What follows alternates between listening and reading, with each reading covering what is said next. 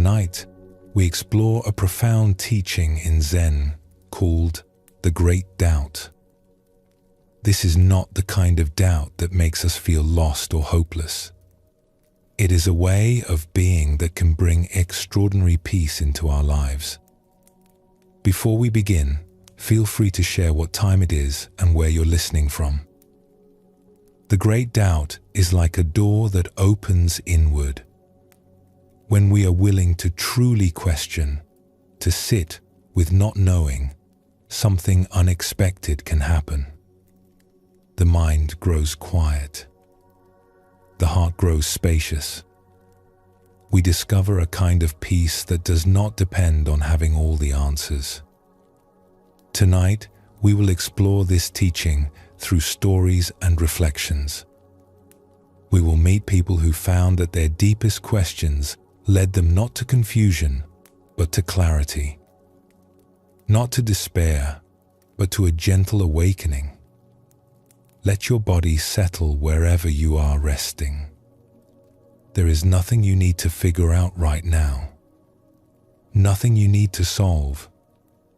Simply listen and let these ancient teachings wash over you like gentle rain into earth. The stories will carry you. The wisdom will find its way in. Take a slow, deep breath and let's begin our journey together. There is an old saying in Zen that goes like this: great doubt, great awakening. Small doubt, small awakening. No doubt, no awakening. At first, this might seem strange. We usually think of doubt as something negative, something to overcome. We want to feel certain, to have solid answers that we can hold on to. But Zen points to a different kind of doubt. Not the anxious worry that keeps us up at night, and not the cynical suspicion that closes our hearts. The great doubt is something else entirely. It is a profound willingness to question, to look beneath the surface of things, to wonder about what we have always assumed to be true. Most of us walk through life with a set of beliefs we have never really examined. We believe we know who we are, what makes us happy, and how life works. These beliefs feel solid and reliable, and they give us a sense of security. But sometimes, if we are honest, we notice a quiet unease beneath all our certainties. There is a feeling that something important is being missed, that our understanding, however complete it seems, is somehow not enough. This unease is not a problem to be solved, but rather an invitation, an opening towards something deeper. The great doubt begins when we become willing to question not just the small things, but the fundamental things. Who am I, really? What is this life? What remains when all my ideas and opinions fall away? These are not questions that the thinking mind can answer with a neat explanation. They are questions that open us and soften the rigid walls of what we think we know. Zen teaches that this opening is essential. Without it, we remain trapped in our familiar patterns, our comfortable certainties. We miss the aliveness that exists beneath our concepts. The great doubt is like a key that unlocks a door we did not even know was there. Let us explore a story that shows this teaching. In a prosperous city known for its schools and libraries, there lived a man named Jiro who had devoted his life to learning. From childhood, he had loved knowledge. He memorized texts that others found difficult. He asked questions that impressed his teachers.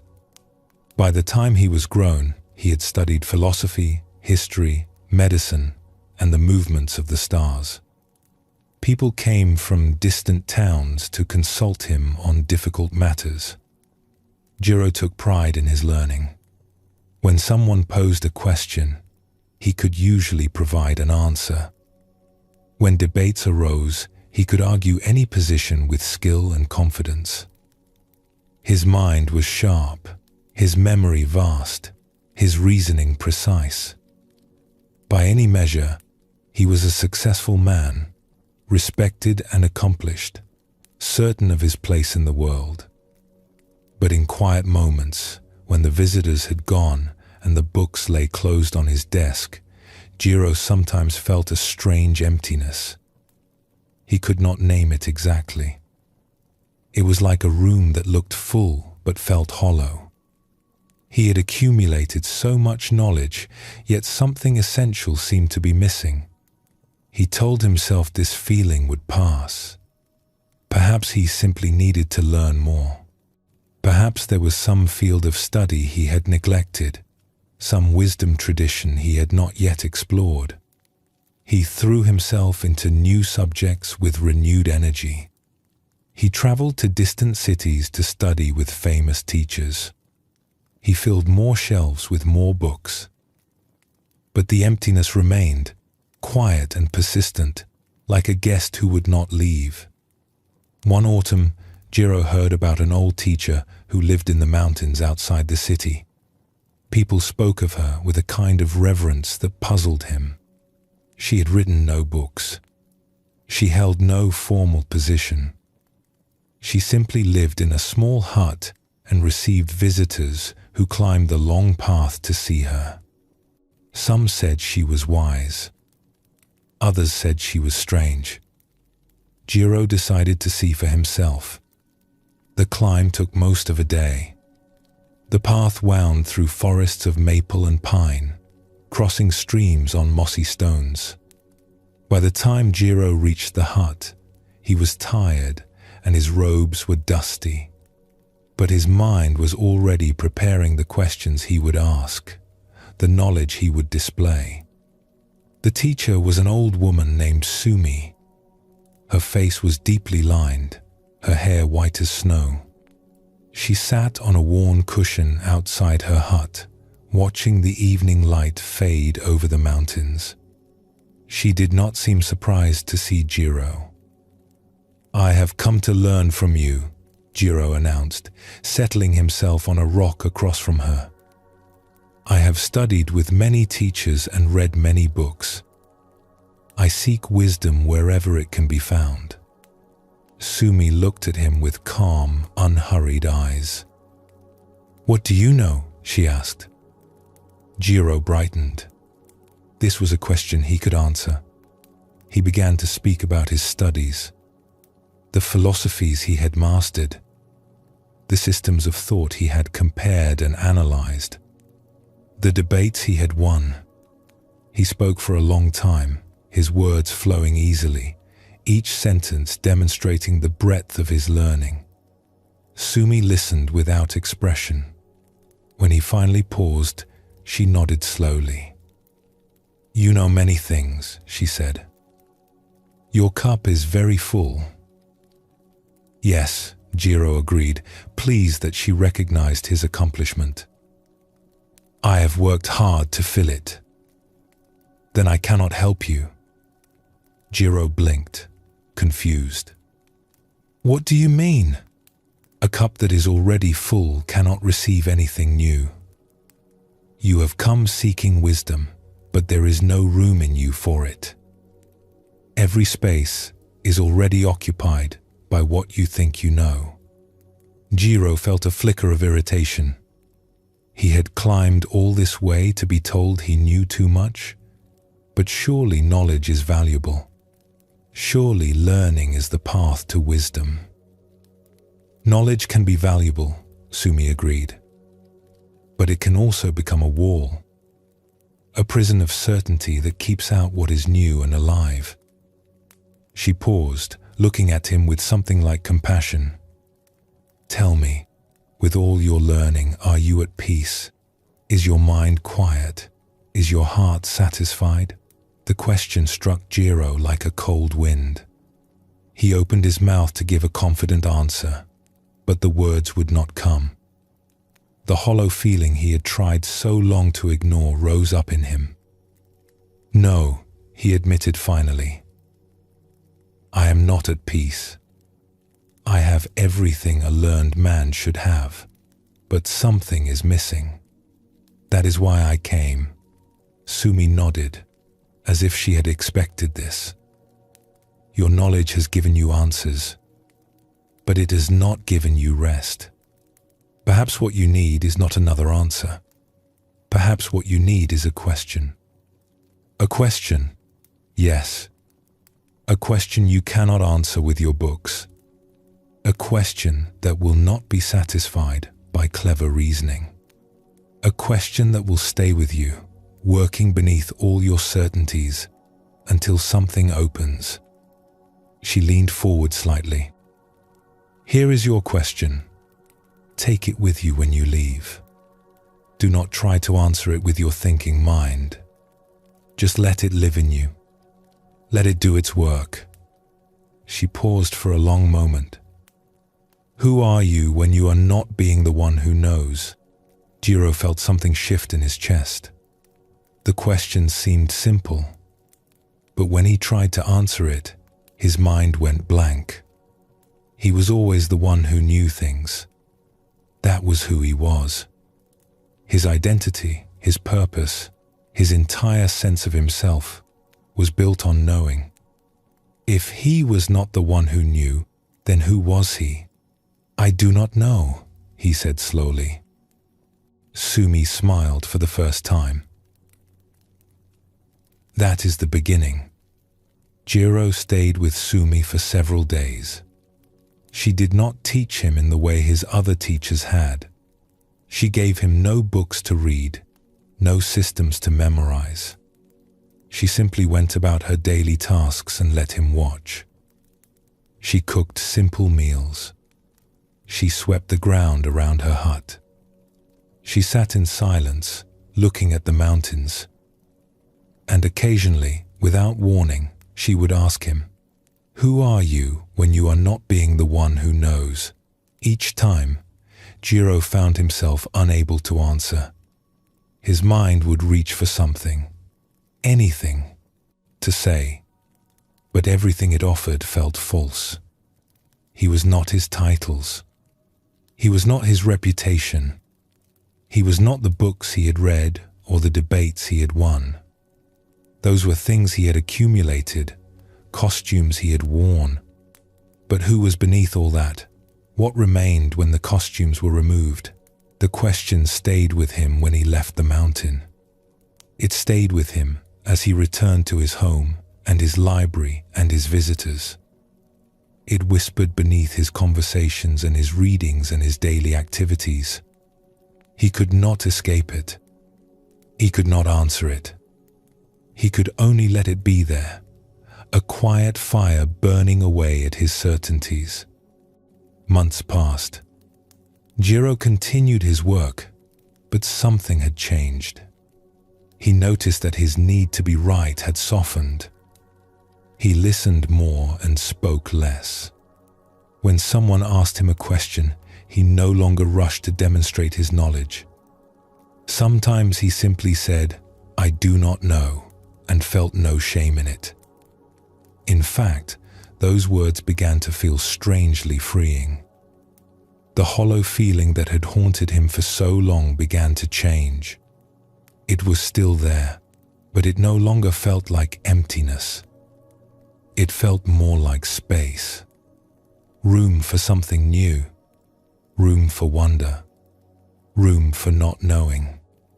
One evening, sitting alone in his study, Jiro realized that the question had done its work. He still could not answer it with words, but something had shifted. The tight grip of certainty had loosened. The walls of what he thought he knew had grown more transparent. Through them, he glimpsed something vast and open that had always been there, hidden beneath his accumulation of knowledge. He could not describe what he saw. It was not another piece of information to add to his collection. It was more like a dissolving, a releasing. The one who knew so much was still there, but he no longer took himself so seriously. He was no longer a wall. He was more like a window, Years later, people still came to consult Jiro on difficult matters. His knowledge remained useful, but those who knew him noticed something different about him now. A lightness. A willingness to say, "I do not know," without any loss of dignity. An openness that made people feel at ease in his presence. When young scholars asked him for advice, he often told them about the old woman in the mountain, about the question she had given him, about how the great doubt had cracked open his certainty and let something else shine through. "Do not be afraid of not knowing," he would tell them. "Your questions are not obstacles to wisdom. They may be the path itself." This story shows us something important about the great doubt. Jiro had filled himself with answers, but the answers had become a kind of prison. It was only when he received a question he could not answer that something began to open. Zen teaches us that certainty can be a trap. We cling to what we think we know because it makes us feel safe. But this clinging keeps us small. It prevents us from growing. It blocks the fresh air of wonder from entering our lives. The great doubt is not about rejecting everything we have learned. It is about holding our knowledge more lightly, about remaining open to the possibility that there is always more to discover, about having the courage to sit with questions that have no easy answers. Buddhism shows us that much of our suffering comes from grasping. We grasp at things, at people, at ideas, and we hold them tightly because we fear what might happen if we let go. The great doubt invites us to loosen our grip on our certainties and to discover that not knowing is not a failure, but an opening. Let us explore another story that reveals more of this teaching. In a valley where rivers met and parted, there lived a potter named Hana, who was known throughout the region for her bowls. They were simple things, meant for everyday use, but there was something about them that people treasured. They felt right in the hands. They made ordinary meals feel more satisfying. People kept her bowls for generations, passing them down to children and grandchildren. Hana had learned her craft from her mother, who had learned from her mother before her. The techniques were old and proven. The clay came from a particular riverbank. The glaze was mixed according to a recipe passed down through many hands. The firing followed rhythms established long ago. Hana knew exactly how to make a good bowl, and she made them well, year after year. But in her 40th year of working with clay, something began to trouble her. It started as a small feeling, easy to dismiss. A restlessness as she sat at her wheel. A vague dissatisfaction as she looked at her finished pieces. They were good bowls. Everyone said so. Yet Hana found herself wondering, was this all there was? She had mastered her craft. She knew all the answers about clay and glaze and fire. She could predict exactly how each piece would turn out. This predictability had once felt like mastery. Now it began to feel like a kind of death. Where was the surprise? Where was the mystery? Where was the aliveness she had felt as a young potter, when each piece was an adventure?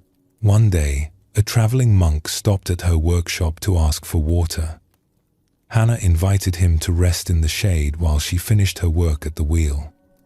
The monk watched her hands shape the clay with practiced ease. "You are very skilled," he observed. "I have been doing this for 40 years, Hana replied. "The work knows itself by now. My hands know what to do without thinking." "And does this satisfy you?" Hana paused. The question caught her off guard. "It should satisfy me," she said slowly. I do good work. People value what I make. I have nothing to complain about. But does it satisfy you? The monk asked again gently. The restlessness Hana had been trying to ignore rose up in her. No, she admitted. I do not know why, but no. Something is missing. The monk nodded as if this were expected. When we master something completely, when all the questions are answered and all the problems solved, we sometimes lose touch with the life in it. The mystery drains away. We become like someone who has memorized a poem so thoroughly that they no longer hear the music in the words. What can I do? Hana asked. I cannot unlearn what I know. I cannot pretend not to understand my craft. No, the monk agreed.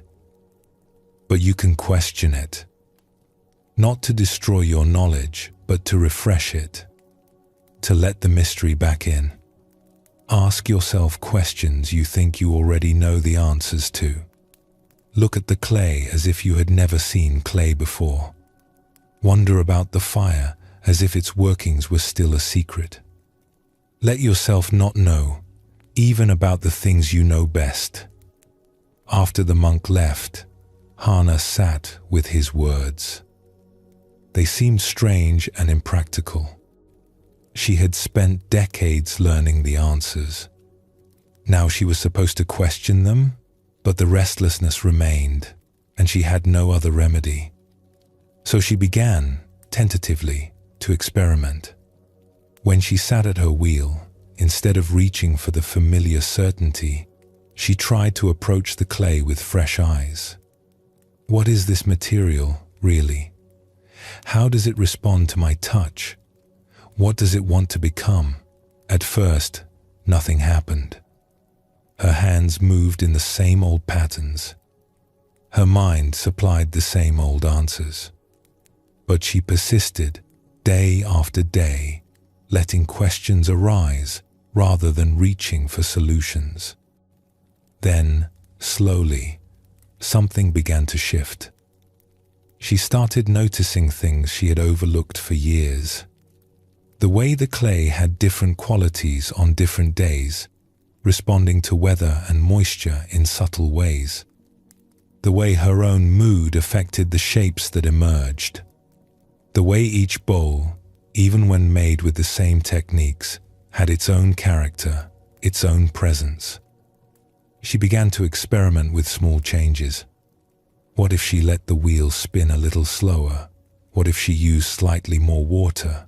What if she trusted her hands to move in ways she had not planned? The results were unpredictable. Some pieces failed. Some came out misshapen or cracked. But others surprised her with a beauty she could not have achieved through certainty alone. One morning, Hana was working on a bowl when something unexpected happened. She had been sitting with a question, one that had grown larger in her mind over the weeks. What if I do not know what this bowl is supposed to be? She let her hands move without direction. She let the clay suggest its own form. She let go of her 40 years of knowing and simply wondered. The bowl that emerged was unlike anything she had made before. It was slightly asymmetrical, with a gentle curve that no plan would have produced. The walls were thinner in some places, thicker in others, in a way that felt alive rather than imperfect. When she held it in her hands, it felt different, more real, more present, as if the bowl itself was awake. Hana stared at it for a long time. She realized that her certainty had been holding something back. By knowing exactly what each bowl should be, she was in the old way too. Her customers still needed reliable pieces for their homes. But she also set aside time for wondering, for questioning, for letting the clay teach her things she had thought she already knew. These pieces were fewer, and not all of them succeeded. But the ones that did had a quality she could not explain. People noticed. They said these bowls felt different in their hands, alive in a way the others were not. When her own daughter began learning the craft, Hana taught her all the traditional techniques. She passed down the knowledge of clay and glaze and fire that had been given to her. But she also taught her something else. When you have learned all the answers, she told her daughter, do not stop there. Keep asking. Let yourself wonder. The great doubt is not the enemy of mastery. It is what keeps mastery alive. This story shows us another face of the great doubt. Hana had mastered her craft so completely that the mystery had drained away. It was only when she began to question what she knew, to wonder again, that the aliveness returned. Zen teaches us that questions are not just steps toward answers. Sometimes the questioning itself is the point. When we approach life with genuine wonder, when we remain willing to be surprised, something opens in us. We become available to what is actually here, rather than being trapped in our ideas about what should be here. The Buddha spoke often about beginner's mind, the mind that approaches each moment as if for the first time, free of assumptions and full of curiosity. The great doubt is not so different. It is a willingness to question even what we think we have figured out, to let our certainties become permeable, and to discover that not knowing can be a gift rather than a problem. We do not need to throw away what we have learned. Our knowledge serves us in many ways, but we can hold it more lightly. We can remain open to the possibility that there is always something more, something unexpected, something that our certainties have hidden from view. The great doubt is not despair. It is a kind of love, a love for truth that is willing to question everything in order to find what is real. A love for life that refuses to settle for dead certainties. A love for the mystery at the heart of things that no amount of knowledge can fully capture. Take a gentle breath now and let yourself settle. There is nothing you need to figure out in this moment, and that is perfectly fine.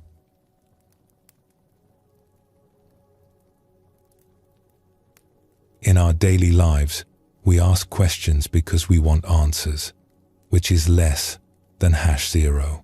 5# is greater than, where did I put my keys? What time does the shop close? How do I solve this problem at work? These questions serve a practical purpose, and when we find the answers, the questions dissolve. We move on to the next thing. But there is another kind of question, one that works differently. These are questions that cannot be answered in the usual way. They are not puzzles to be solved, but doorways to be entered. When we sit with them, they do not lead us to a conclusion. Instead, they open something in us that was closed. Zen Buddhism has long used this kind of question as a tool for awakening.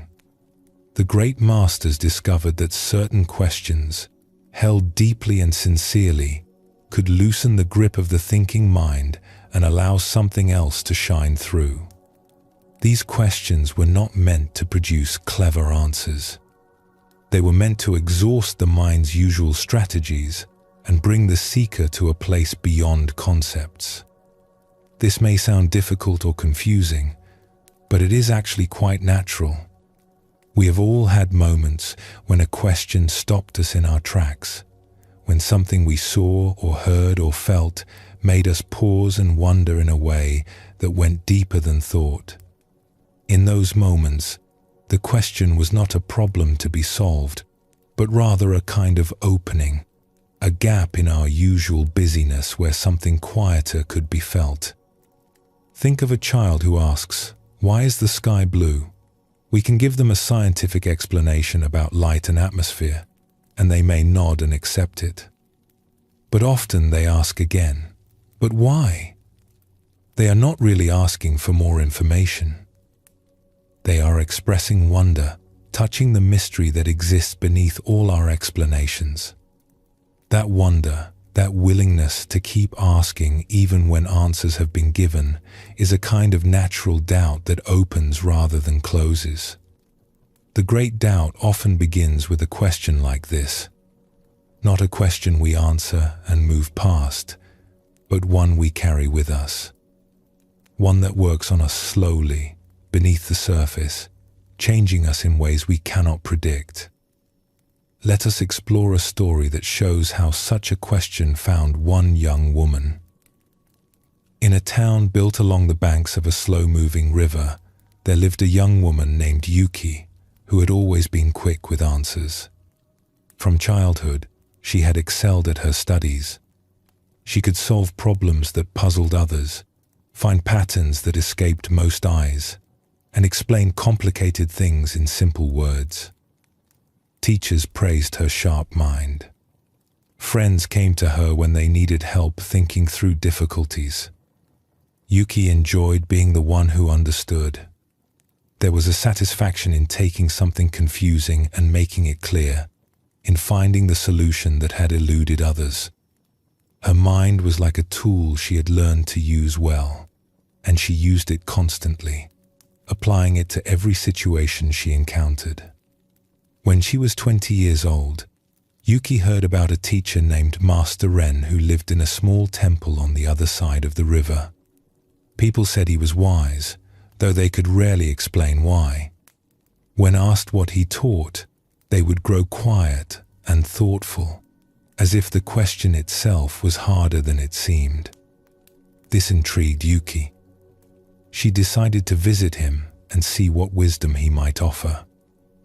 The temple was old and simple, surrounded by bamboo groves that rustled in the wind. Master Ren was an elderly man with kind eyes and an unhurried way of moving. He received Yuki in a small room that looked out onto a garden of moss and stones. "I have come to learn from you," Yuki said. "I have heard you are wise, and I wish to understand what you understand." Master Ren smiled gently. "What is it you want to know?" Yuki had prepared for this. She had a list of philosophical questions she wanted to discuss, problems she had been pondering, ideas she wanted to test against a wise mind. She began to lay them out, one after another, showing the depth of her thinking. Master Ren listened without interrupting.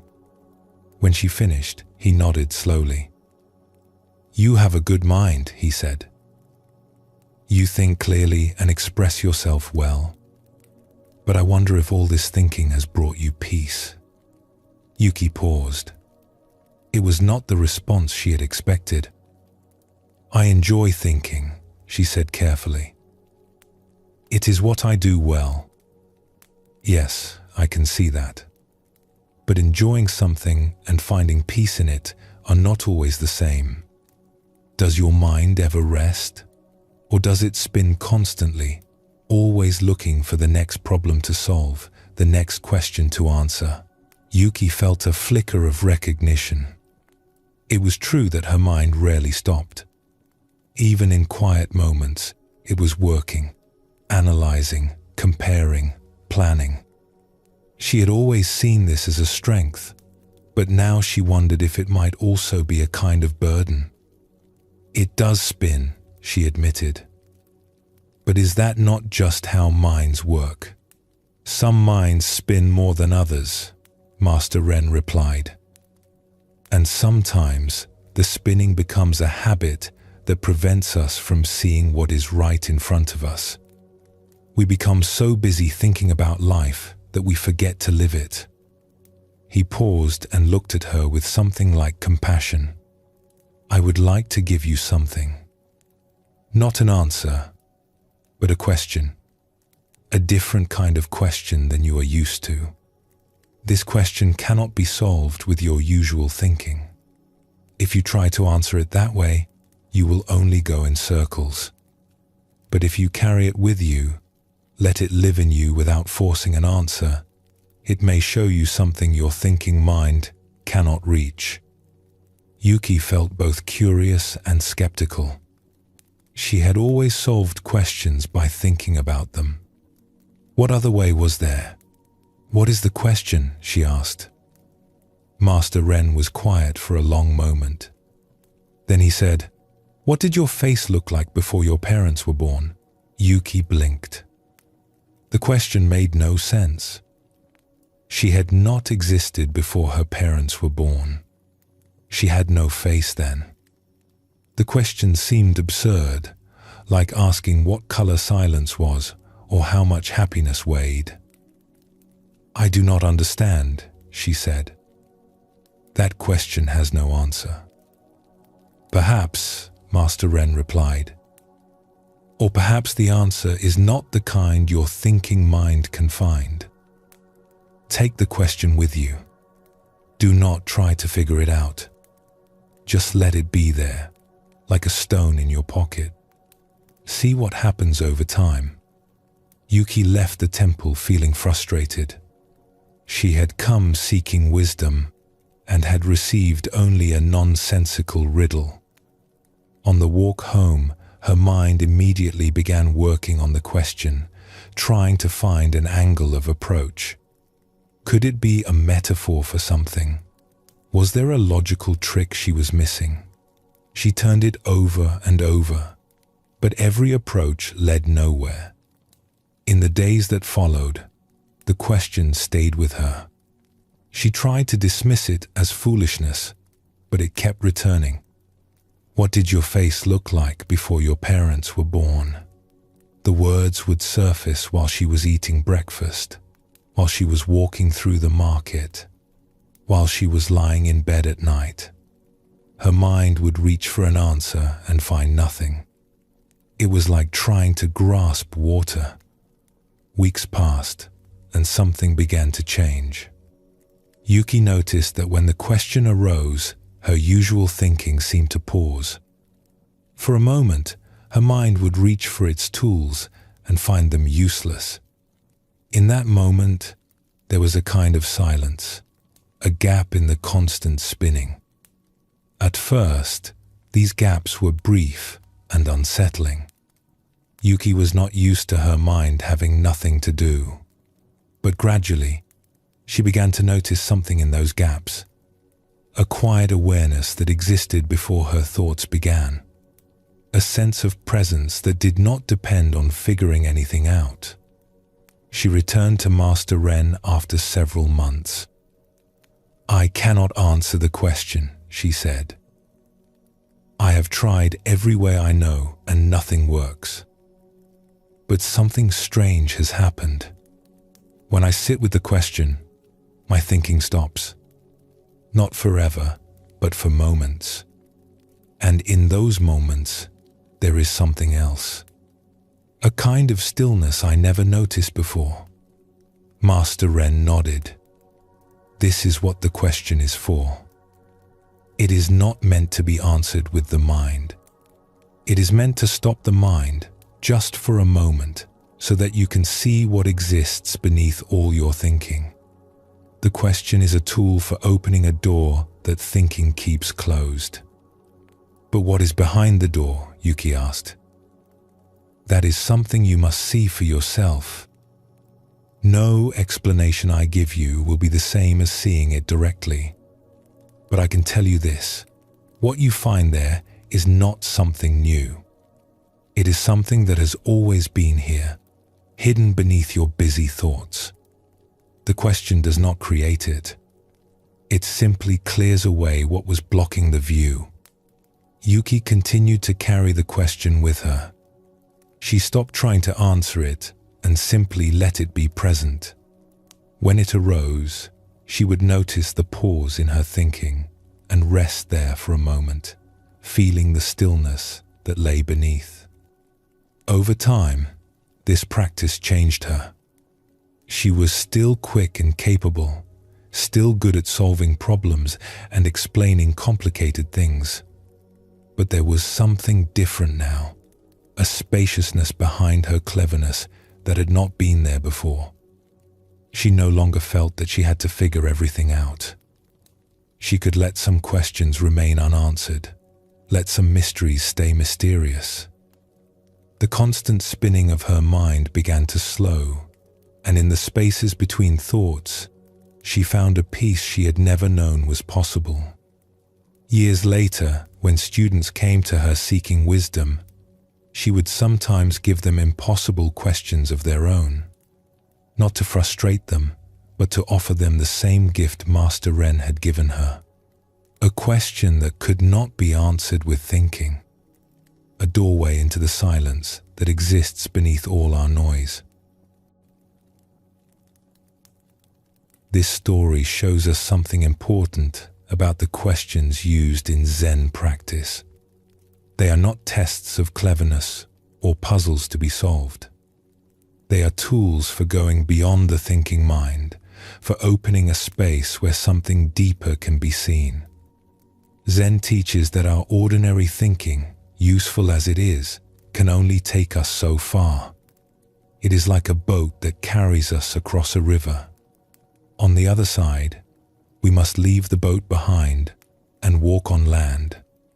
The thinking mind is good for certain things, but there are dimensions of experience it cannot reach. The impossible question is a way of bringing the thinking mind to its limit and showing us what lies beyond. We spend most of our lives answering questions that have answers. This is necessary and useful, but it can also create a habit of mind that expects every question to be solvable, every mystery to be explainable. When we encounter something that cannot be figured out, we often feel frustrated or inadequate. We think there must be an answer we are missing, a solution we have not yet found.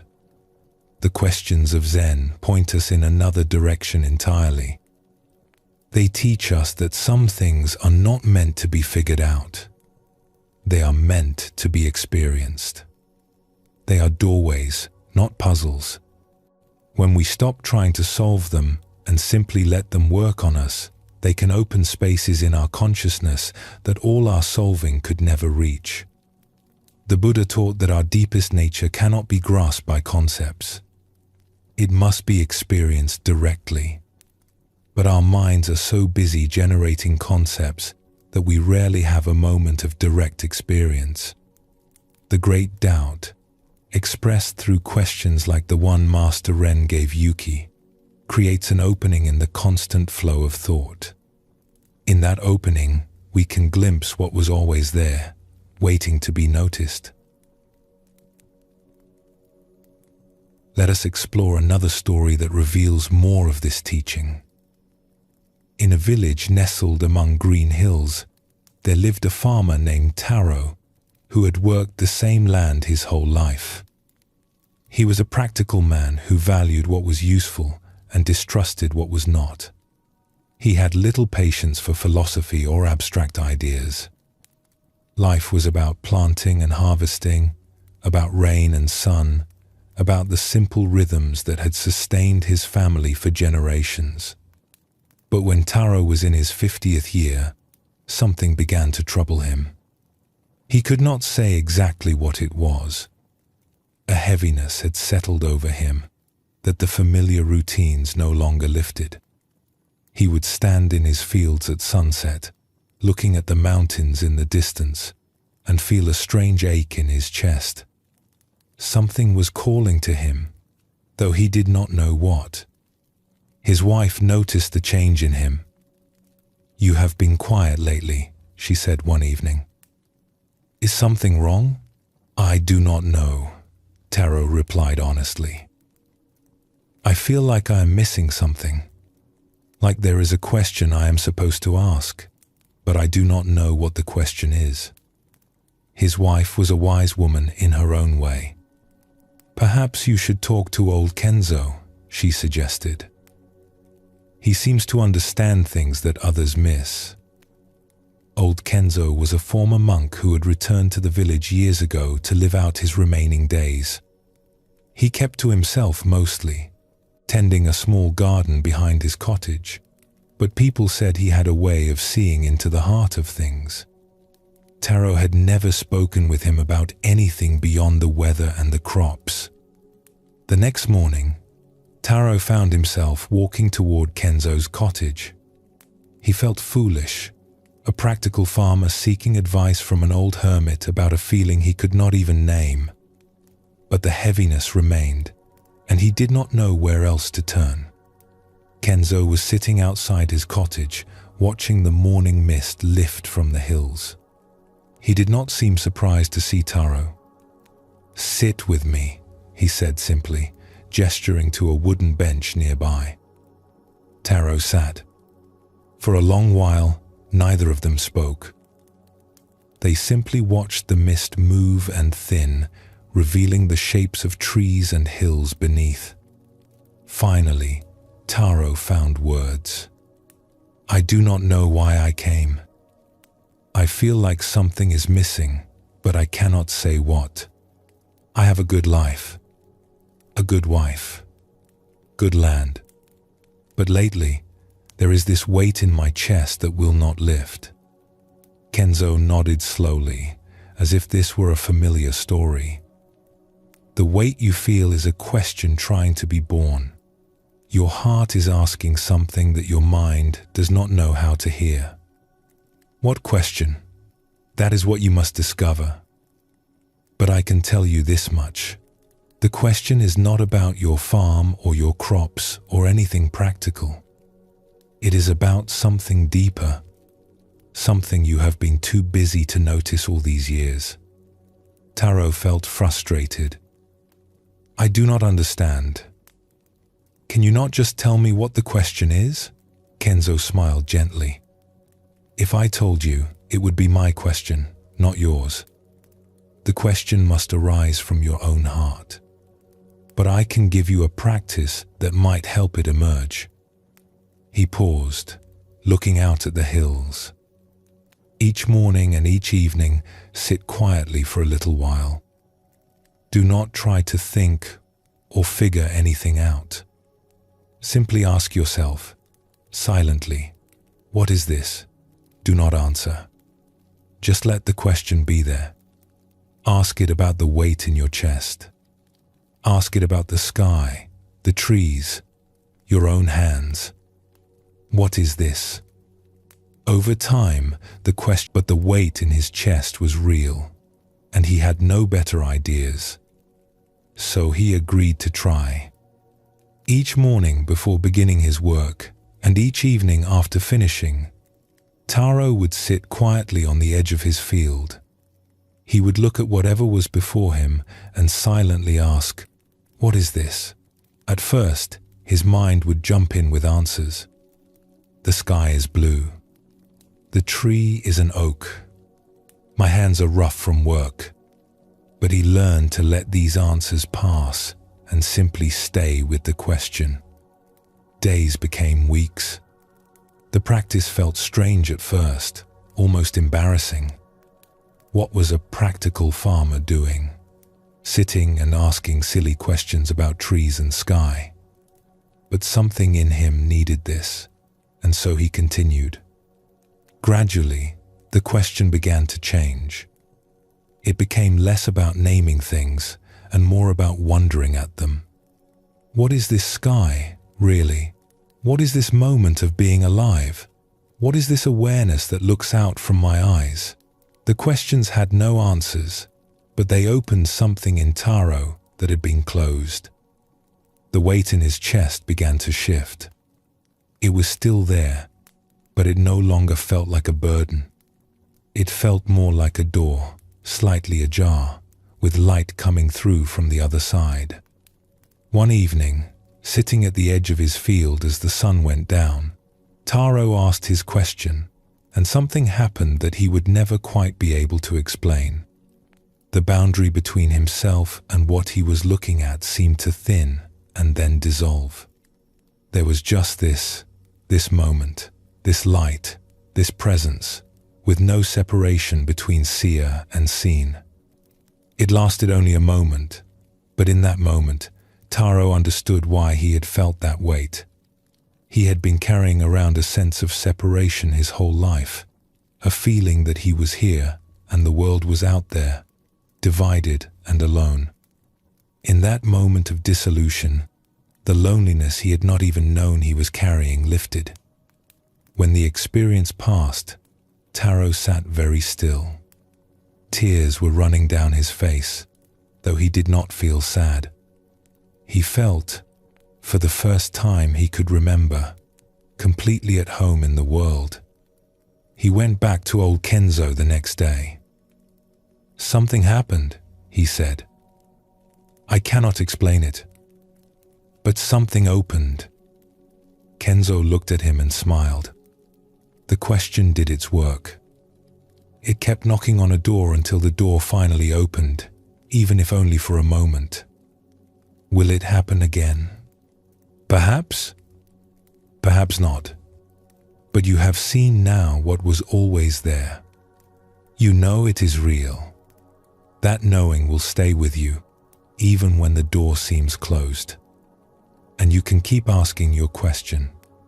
It is a good companion for the rest of the journey. Why did the question work when nothing else did? Kenzo considered this. Because you were not trying to get anywhere. You were not trying to figure anything out or achieve any special state. You were simply wondering, openly and honestly, without expectation. That openness is the key. When we try too hard, we close up. When we demand answers, the mystery retreats. But when we wander gently, without grasping, something can reveal itself that our effort would have blocked. Taro returned to his farming, to his practical life of planting and harvesting. But he was not the same man who had walked to Kenzo's cottage that morning. The heaviness was gone, replaced by something lighter and more open. He still asked his questions sometimes, sitting quietly at the edge of his field. And though the great opening did not return in the same way, there were smaller openings, moments of wonder and presence that seasoned his days with a sweetness he had never known. Zen teaches that the truth we seek is not hidden in some distant place. It is right here, in this moment, in this breath, in this ordinary experience. But we are usually too busy with our thoughts and plans and worries to notice it. The question becomes a way of interrupting our usual busyness and opening our eyes to what is already present. There is something almost paradoxical about this. We ask a question because we want to know something. But the questions of Zen work differently. They do not lead to knowledge in the usual sense. They lead to a kind of unknowing that is more intimate with reality than any concept could be. We ask the question not to find information, but to dissolve the barrier that information creates between us and direct experience. This is why the question must be lived rather than answered. When we carry a question without reaching for an answer, something in us stays open. The mind cannot close around a conclusion because there is no conclusion to close around. This openness itself is the beginning of wisdom. The Buddha taught that liberation is not something we achieve through effort alone. It is more like a recognition, a seeing of what was always true. The question helps us look in the right direction. It does not create the truth. It simply clears away the fog of thinking so that the truth can be seen. You may have noticed that both Yuki and Taro received questions that could not be answered in ordinary ways. This is intentional. When a question has an answer, we find the answer and move on. But when a question has no answer, at least no answer the thinking mind can grasp, we must stay with it. We must live with it. And in that living, something can happen that is beyond what thinking can produce. The great doubt is nourished by such questions. It is not doubt, in the sense of skepticism or disbelief. It is a profound wondering, a willingness to not know, a staying open to mystery even when the mind wants to close around an answer. This kind of doubt is not a weakness. It is a strength. It keeps us humble, receptive, and alive to what each moment might reveal. We do not need to seek out impossible questions from Zen masters. Life itself offers us questions that cannot be answered if we pay attention. The mystery of why we are here at all. The strangeness of consciousness looking out from our eyes. The fact that anything exists rather than nothing. These are not problems to be solved, but wonders to be felt. When we allow ourselves to feel them, to really sit with them without rushing toward explanations, we are practicing the great doubt in our own way.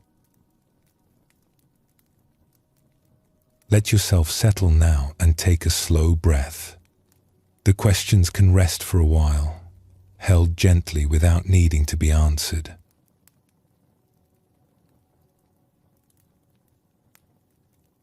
We live in a world that rewards knowing. From our earliest years, we are praised for having the right answers. We learn that knowledge brings respect, that certainty brings safety, that the one who knows is the one who leads. This training runs deep in us, shaping how we move through life. And so we gather certainties around us like armor.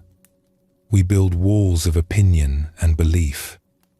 We decide what is true and hold tightly to those decisions. This gives us a feeling of solid ground, a sense that we understand how things work and where we fit in. But there is a cost to all this certainty. When we are sure we already know, we stop looking. We stop listening. We meet each new moment with old conclusions instead of fresh eyes. Our knowledge, meant to help us, can become a kind of blindness. The great doubt asks us to loosen our grip on what we think we know. This takes courage. It means being willing to stand in the open without the protection of our certainties. It means admitting that we might be wrong, that there might be more to see, that our understanding is incomplete. Zen calls this not knowing, and it is considered a great gift rather than a weakness. When we truly do not know, we are finally available to learn. When we release our grip on old answers, our hands are free to receive something new. Let us explore a story that shows how one teacher discovered this truth. In a city known for its great halls of learning, there lived a teacher named Master Win who was famous for his knowledge. He had spent 40 years studying the old texts and could answer almost any question put to him. Students came from distant provinces to sit at his feet. Scholars sought his opinion on difficult matters. His reputation was such that people spoke his name with reverence. Win had worked hard for this reputation. In his youth, he had been unsure of himself, often afraid of being exposed as ignorant.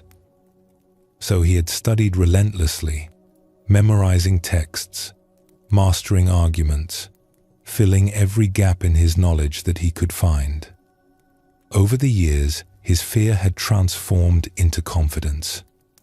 He had become the one who knew, and he wore this identity like a fine robe. But in his 60th year, something began to trouble him. A young student named Ami had joined his school, and she asked questions that were different from the others. Where most students wanted to understand the texts better or learn how to argue more skillfully, Ami asked questions that seemed to have no answers. What is awareness made of? Where does a thought come from before it arises? Why is there something rather than nothing? At first, Win tried to answer these questions the way he answered everything else. He drew on his vast learning, citing this text and that authority, constructing careful explanations. But Ami would listen patiently and then ask, "Yes, but what do you actually know about this? Not what the books say, but what you yourself have seen." These questions unsettled Win more than he wanted to admit. The truth was, on the deepest matters, he did not know from his own direct experience. He knew what others had written. He knew how to construct arguments. But when Ami asked what he himself had seen, he found a silence inside that his learning could not fill. He began to avoid Ami's questions, changing the subject or calling on other students. But the questions stayed with him. They followed him home in the evening and met him when he woke in the morning. They exposed something he had been hiding from himself for decades. Beneath all his knowledge, there was a vast territory of not knowing that he had never had the courage to face. One afternoon, Win was teaching a group of advanced students when Ami raised her hand. He felt his stomach tighten but called on her anyway. "Master Win," she said, "you have taught us so much about what the ancient masters said. But I wonder, what have you discovered for yourself? What do you know that did not come from a book?" The room fell silent. Students looked at their teacher expectantly. Win opened his mouth to give one of his usual learned responses, but something stopped him. Perhaps it was exhaustion from carrying his reputation for so long. Perhaps it was the honest curiosity in Ami's eyes. Perhaps it was simply time. "I do not know," he said quietly. The words hung in the air. Students exchanged confused glances. Their teacher, the great Master Win, had just admitted ignorance. "I have read many books," Win continued slowly, as if discovering the words as he spoke them. "I have memorized many teachings. I can tell you what this master said and what that scholar believed. But if you ask me what I myself have seen, what I know in my own bones, I must tell you honestly that it is very little. I have been so busy collecting the knowledge of others that I have rarely stopped to look directly at life itself." The silence in the room deepened. Some students looked uncomfortable. Others looked strangely relieved, as if a tension they had not known they were carrying had suddenly released. Ami smiled softly. "Thank you for your honesty, Master. That admission may be the most valuable thing you have taught us." In the days that followed, something changed in Win. His admission had cracked something open in him. He found himself less interested in displaying his knowledge and more interested in actual inquiry. He began to sit quietly in his garden, not studying texts, but simply looking at the trees, the sky, the movement of light through leaves. He noticed things he had never noticed before, simple things that his busy mind had always hurried past.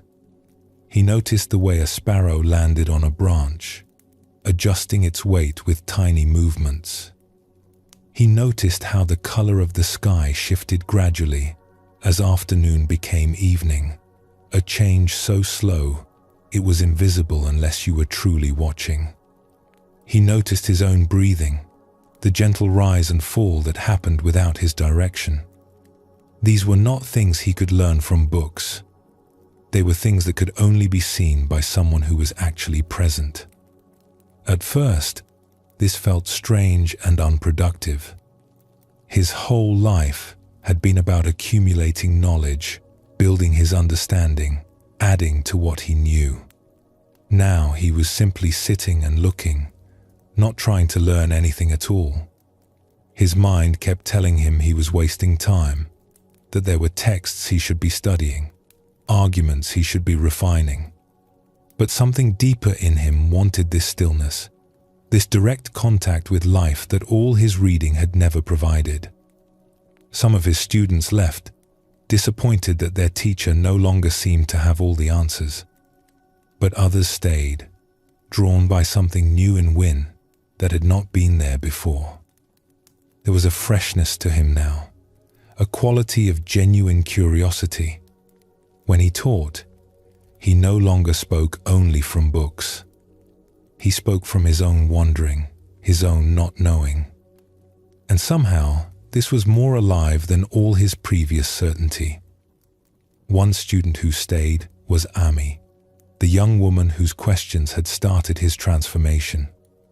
She came to sit with him in his garden sometimes, and they would simply be there together, not discussing texts or debating ideas, just present with whatever was. "I am sorry if my questions troubled you," she said one afternoon. Win shook his head. "Your questions gave me a gift, though I could not see it at the time. They showed me that I had been hiding behind my learning, using it to avoid facing what I did not know. Now I am learning to be comfortable with not knowing. It is difficult, but it is also a relief." Other teachers heard about what had happened, and some came to see for themselves. A few were scornful. "He has lost his edge," they said. "All those years of study, and now he admits he knows nothing." But others sensed something different. They saw a man who had set down a heavy burden, who had found the courage to stand in the open without the armor of expertise. One old teacher, a woman named Siran, who was known for her wisdom, came to speak with Win. "I heard what you said to your students," she told him. "It took courage." Win shook his head. It did not feel like courage. It felt like surrender. "I simply could not pretend anymore." "That is what courage often feels like," Siran replied. "We think courage means being strong and certain. But sometimes the deepest courage is admitting that we do not know. It means letting go of the image we have built and standing naked before the truth." "I feel like a fool," Win admitted. "I spent 40 years becoming an expert, and now I am starting over like a beginner." Siran smiled. "That is exactly where you need to be. The experts are often the most trapped because they have so much to protect. But the beginner has nothing to lose. The beginner can actually learn because there is room for something new. You have given yourself a great gift, even if it does not feel that way." In the years that followed, Win continued to teach, but his teaching had changed.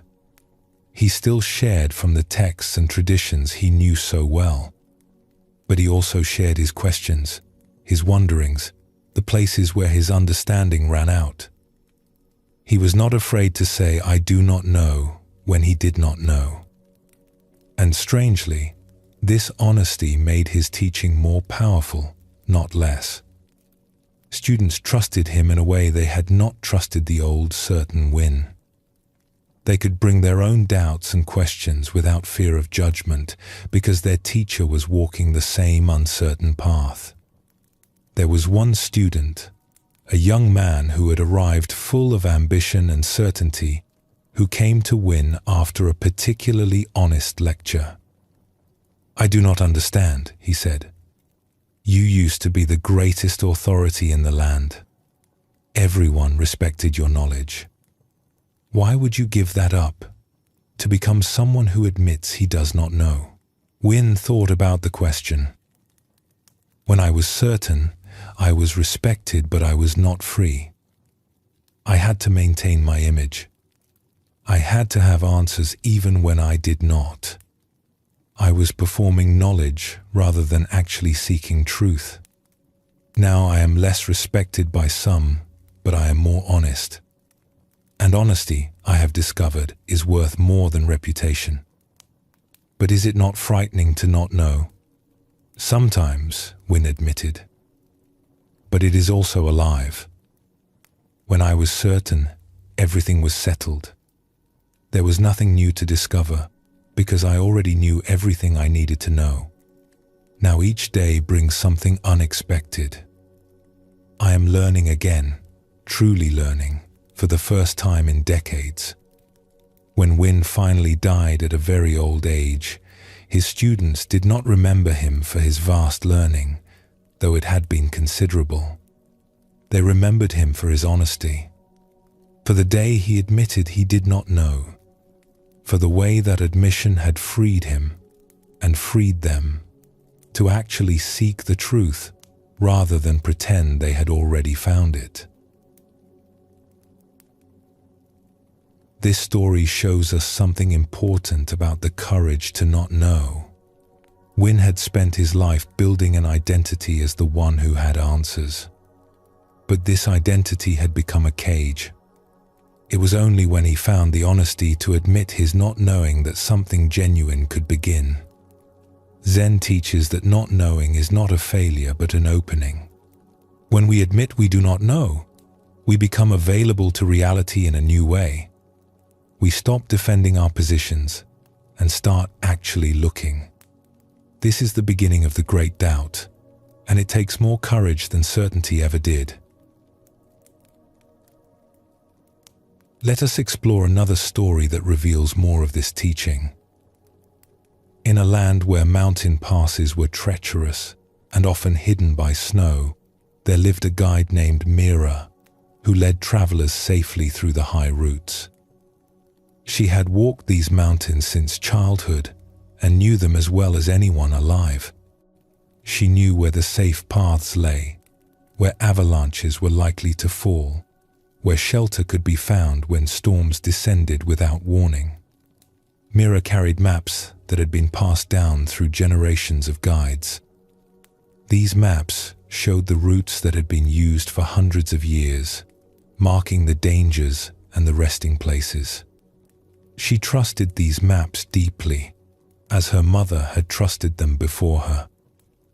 One spring, Mira was hired to lead a small group of travelers across the highest pass to the valleys beyond. The journey should have taken 4 days. She had made it dozens of times before, but this year was different. The winter had been strange, with unusual warmth followed by sudden freezes. The mountains had shifted in ways the maps did not show. Paths that had been reliable for generations were now blocked by new rockfalls. Landmarks that had guided travelers for centuries had been buried or altered. On the second day, Mira realized that her maps were no longer accurate. The path they showed simply did not exist anymore. A great slide had reshaped the terrain so completely that she stood in a landscape she did not recognize, even though she had walked here many times before. The travelers looked at her expectantly, trusting her expertise. She felt a moment of panic. She was the guide. She was supposed to know the way. Her entire identity was built on knowing these mountains. She looked at her map again, as if staring at it might make the familiar path reappear. But the lines on paper no longer matched the rock and snow before her. The knowledge she had carried all her life was suddenly useless. One of the travelers, an elderly man named Chu, noticed her confusion. "Is something wrong?" Mira took a breath. She could pretend confidence, make a guess, and hope for the best. She had done that before, on smaller matters. But this was serious. A wrong choice in these mountains could be deadly. "The path I know is gone," she said finally. "The mountain has changed. My maps do not show what is here now." The travelers murmured with worry. A young woman looked frightened. A man began to argue that they should turn back. Chu raised his hand for quiet. "Let me understand. You are saying that what you knew before does not apply here?" "Yes," Mira admitted, the word heavy on her tongue. Chu nodded slowly. "Then we must find a new way." "What does the mountain itself tell you?" Mira blinked. She had been so focused on her maps that she had forgotten to look at what was actually in front of her. She turned and really looked at the landscape, not comparing it to what she expected, but seeing it fresh. The snow had patterns that told stories if you knew how to read them. The rocks had colors that hinted at stability or danger. The wind carried information about what lay ahead. These were things she had learned long before she ever held a map, watching her mother move through the mountains with an attention that seemed almost magical. She put the maps away and began to walk slowly, reading the mountain as it was now, rather than as it had been. It was frightening at first, having no predetermined path to follow. Each step required fresh attention. She could not rely on memory or tradition. She had to actually see, actually feel, actually respond to what was here. She found herself moving differently than she ever had before. Usually she walked with confidence, knowing where she was going. Her body relaxed because her mind held the route clearly. Now, she moved like a child exploring an unfamiliar place, testing each step before committing her weight, pausing often to look and listen and feel. The snow spoke to her if she paid attention. Here it was packed firm by wind, safe to walk on. There it had a different sheen, suggesting hollow spaces beneath where she could fall through. The rocks had their own language too. Some were settled and stable, anchored in their places for centuries. Others were loose, ready to shift if she trusted them with her weight. She remembered her mother teaching her these things when she was very small, before she could read maps or understand words. Her mother would take her hand and guide her over the terrain, stopping to point at things without explaining, just showing. See this. Feel this. Notice this. At the time, it had seemed like play. Now Mira realized it had been the deepest teaching she had ever received. The group moved slowly. Sometimes Mira stopped for long minutes, sensing something she could not name, choosing not to proceed until she understood what the mountain was telling her. The travelers grew impatient at times, but old Chu would quiet them with a look. She is doing something more difficult than following a map, he told them. She is listening. There was one moment on the fourth day when Mira's new way of seeing may have saved all their lives. They were crossing a steep slope of snow that looked stable enough. The maps would have sent them straight across without hesitation. But something made Mira stop. She could not say what it was exactly. A quality of the light on the snow. A faint sound beneath her feet. An instinct rising from somewhere deeper than thought. "We go around," she said, pointing to a longer route that would add an hour to their journey. The travelers protested. They were tired and cold. The snow looked fine.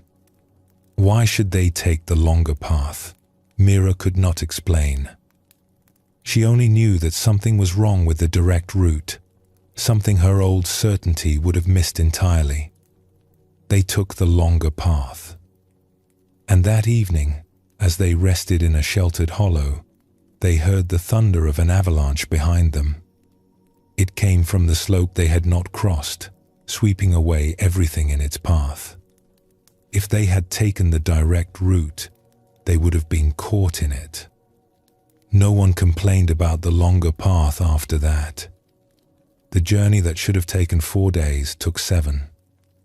There were moments of real danger, routes that had to be abandoned, nights spent in inadequate shelter when the safe caves could not be found. But they made it through, all of them, emerging into the valley beyond tired but alive. When they reached the village on the other side, the travelers thanked Mira with relief and gratitude. She had saved them, they said. But Mira did not feel like a savior. She felt like someone who had been stripped of everything she thought she knew and had found something else in its place. Old Chu sought her out before departing. "You learned something on that mountain," he said. "I could see it happening." "I learned that my knowledge could fail me," Mira replied. "That everything I trusted could become useless in a moment. It was terrifying. And yet you found the way." "Yes, but only after I stopped trying to use what I knew. Only after I admitted that I did not know and started looking with fresh eyes."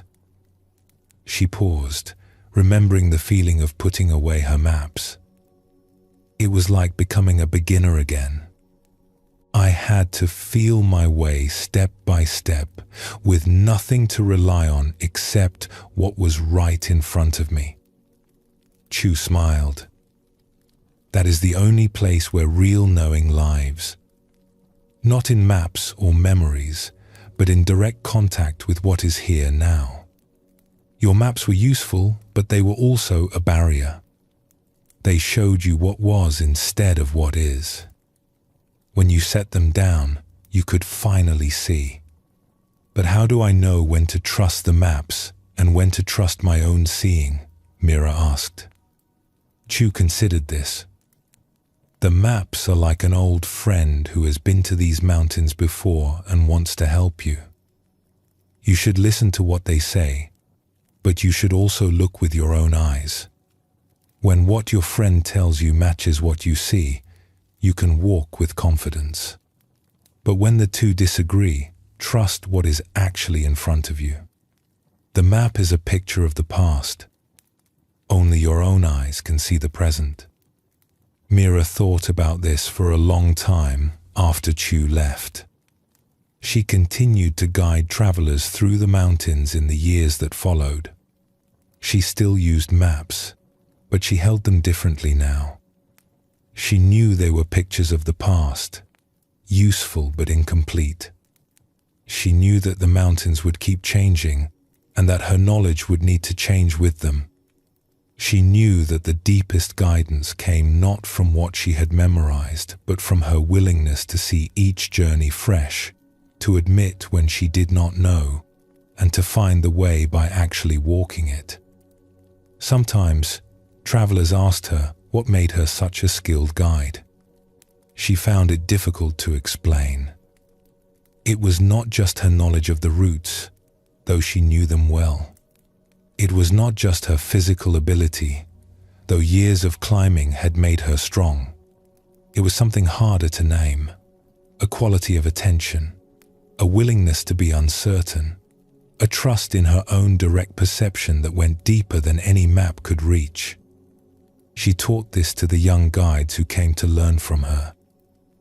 "Carry your knowledge lightly," she told them. "It will help you, but it will also blind you if you trust it too much. The mountain is always new, even when it looks familiar. If you want to find the true path, you must be willing to not know. You must read what is here, not what you expect to be here. That is the only way through." Both of these stories show us different faces of the same truth.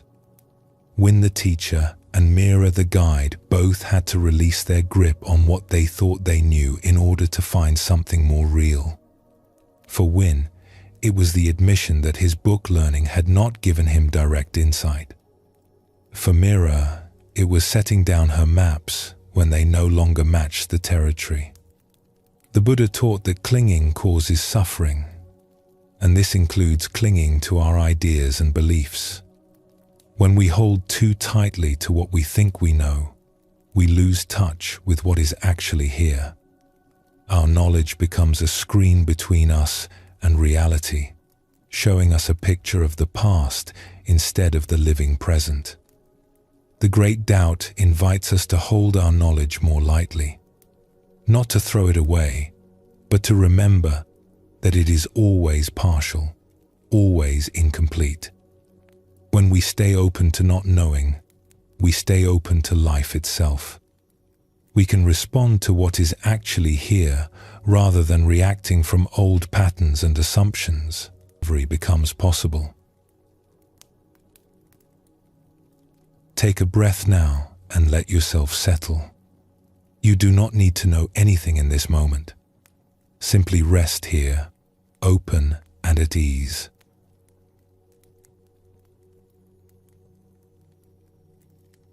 Sometimes we choose to question our certainties. We read something that opens our minds, or we meet a teacher who invites us to look deeper. These are gentle awakenings, and we can approach them at our own pace. But sometimes, life itself shakes our foundations. Something happens that we did not expect and could not have prepared for. The ground we thought was solid turns out to be sand. The beliefs we trusted no longer hold. In these moments, we have no choice but to face the great doubt, whether we feel ready or not. These experiences can be painful. We may feel lost, confused, even betrayed by a world that no longer matches what we thought we knew. But Zen teaches that these moments of disruption, difficult as they are, can also be doorways. When our old certainties fall away, there is space for something new to emerge. When we can no longer rely on what we believed, we are finally free to see what is actually true. The Buddha himself began his journey this way. He was raised in comfort and certainty, protected from the difficult realities of life. But when he finally encountered old age, sickness, and death, his comfortable world collapsed. That collapse was not the end of his story. It was the beginning. The shattering of his illusions opened the door to a deeper inquiry that eventually led to his awakening. We may not be seeking enlightenment. We may simply be trying to get through our days. But when life shakes us, when our certainties crumble, we can remember that this is not only loss, it is also opportunity. The great doubt that arises in such moments is not a punishment. It is an invitation to look deeper, to question more honestly, to find ground that does not depend on things staying the same. Let us explore a story that shows how one woman found her way through such a shaking. In a seaside town where fishing boats went out each morning and returned each evening, there lived a woman named Sora who had built a good life. She was married to a kind man who worked as a boat builder. They had 2 children who were growing strong and healthy. Their home was modest but warm, filled with the sounds of family life. Sora had always believed that if you worked hard and lived honestly, life would treat you fairly. This belief had been confirmed by her experience. She and her husband had worked hard, and they had been rewarded with stability and comfort. She saw this pattern everywhere she looked. Good people prospered. Difficulties came to those who had earned them somehow. The world made sense. But in her 35th year, everything changed. Her husband, who had never been sick a day in his life, developed a sudden illness that no healer could explain. Within 3 months, he was gone.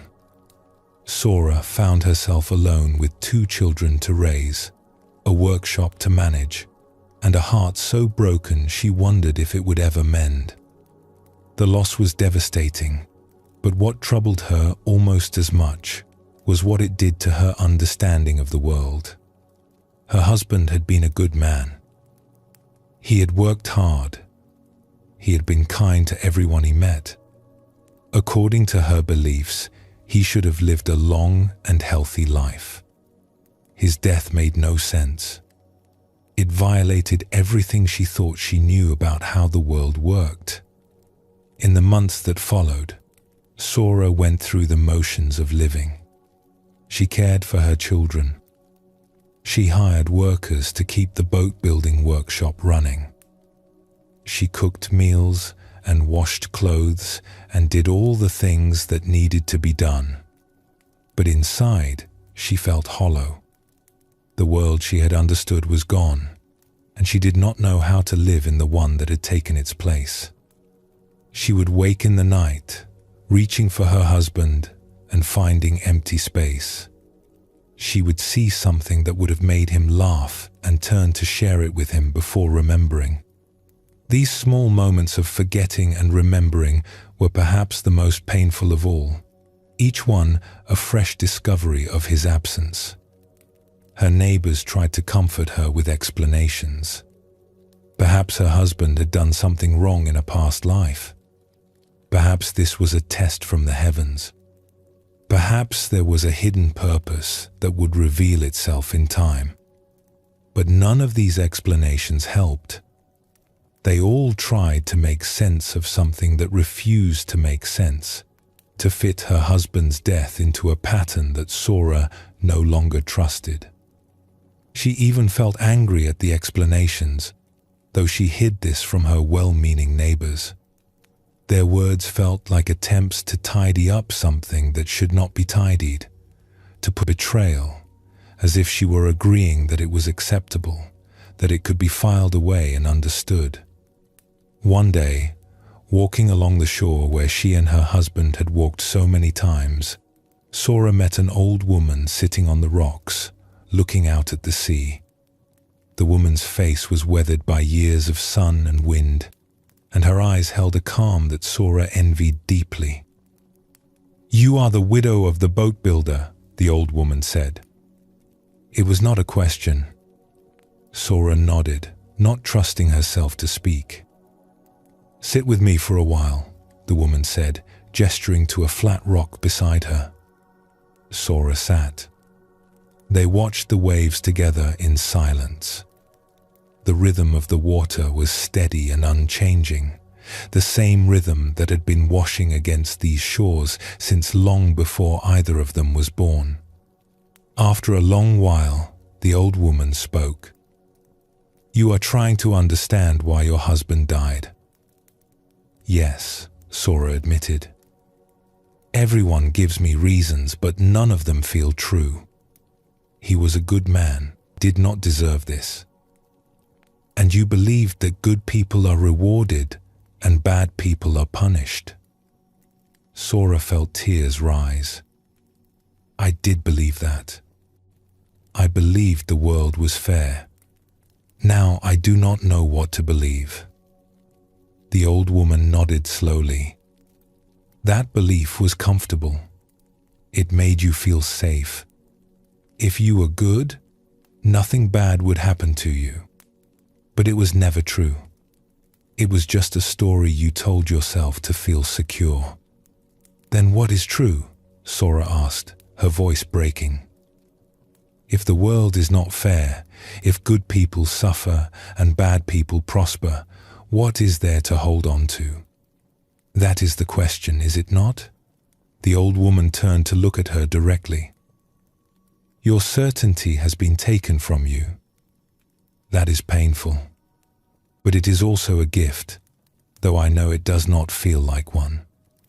"How can this be a gift? Because now you can see more clearly. Your belief in fairness was like a colored glass you looked through. Everything you saw was tinted by it. You saw what confirmed your belief and ignored what did not. Now the glass is broken. You can see the world as it actually is, not as you wished it to be." Sora shook her head. "I do not want to see the world as it is. The world as it is took my husband from me." "Yes," the old woman agreed gently. "The world as it is includes great loss. It includes pain that has no explanation. But it also includes beauty that has no explanation. It includes love that makes no sense, kindness that expects no reward, moments of grace that cannot be earned. When you let go of your need for the world to be fair, you can finally see all of it, the darkness and the light, without needing it to fit a pattern." They sat together until the sun began to set, painting the water in shades of orange and gold. The old woman said little more, and Sora found herself not needing words. There was something calming about simply sitting there, watching the waves, letting her broken beliefs rest without trying to fix them. In the weeks that followed, Sora found herself returning to those rocks often. Sometimes the old woman was there, sometimes not. When she was there, they would sit together in mostly silence. When she was not, Sora sat alone, watching the sea, letting her questions exist without demanding answers. Slowly, something began to shift in her. The hollow feeling did not go away entirely, but it began to change. It became less like emptiness and more like space. She stopped trying to understand why her husband had died. She stopped searching for explanations that would make it make sense. She simply let it be what it was, a loss that had no reason, a sorrow that could not be fixed. And strangely, as she stopped fighting the senselessness of it, something else became available to her. She began to notice moments of unexpected beauty in her days. The way her children laughed together in the morning, the smell of the sea on a clear day, the satisfaction of a problem solved in the workshop. These things had always been there, but she had been too busy making sense of the world to fully receive them. One evening, sitting on the rocks as the stars emerged, the old woman spoke again. "You are different than when we first met." Sora considered this. "I have stopped trying to understand." "And what have you found?" "I am not sure how to say it.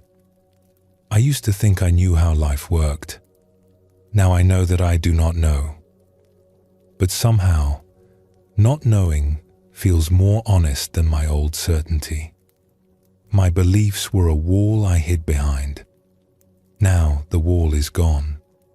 I feel more exposed, but also more alive." The old woman smiled.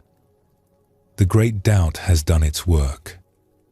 It has taken away your false ground and left you standing on what is real." What is real? This moment. This breath, this mystery of being alive that cannot be explained or controlled. When we stop demanding that life makes sense, we can finally meet it as it is. And what it is far stranger and more wonderful than any of our ideas about it. Sora continued to live in the seaside town, raising her children, running the workshop her husband had left behind. She never remarried, though she was not opposed to it. She simply found that she was content with her life as it was. The loss of her husband remained a sorrow she carried, but it was no longer a wound that needed to be healed. It was simply part of her story, part of the mystery she had learned to accept. When others came to her in their own times of loss and confusion, she did not offer explanations. She did not try to make their pain make sense.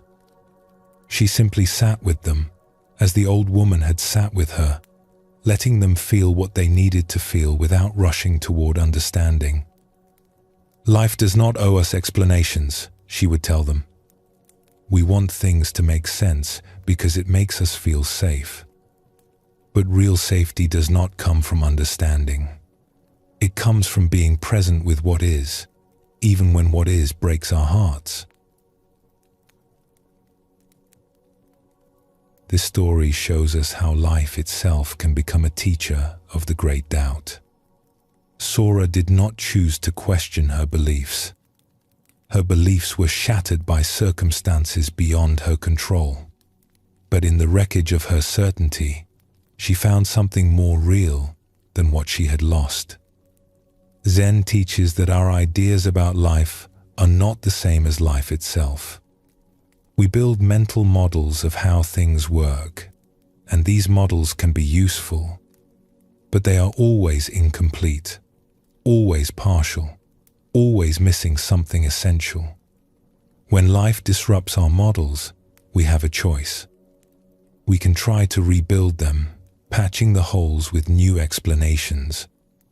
Or we can let them go and meet life directly, without the buffer of our concepts. This is not easy. Our beliefs give us comfort.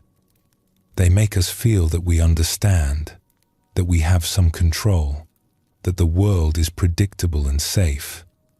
When they fall away, we feel exposed and vulnerable. But this vulnerability is also an opening. It is a doorway into a more direct relationship with reality, one that does not depend on things making sense.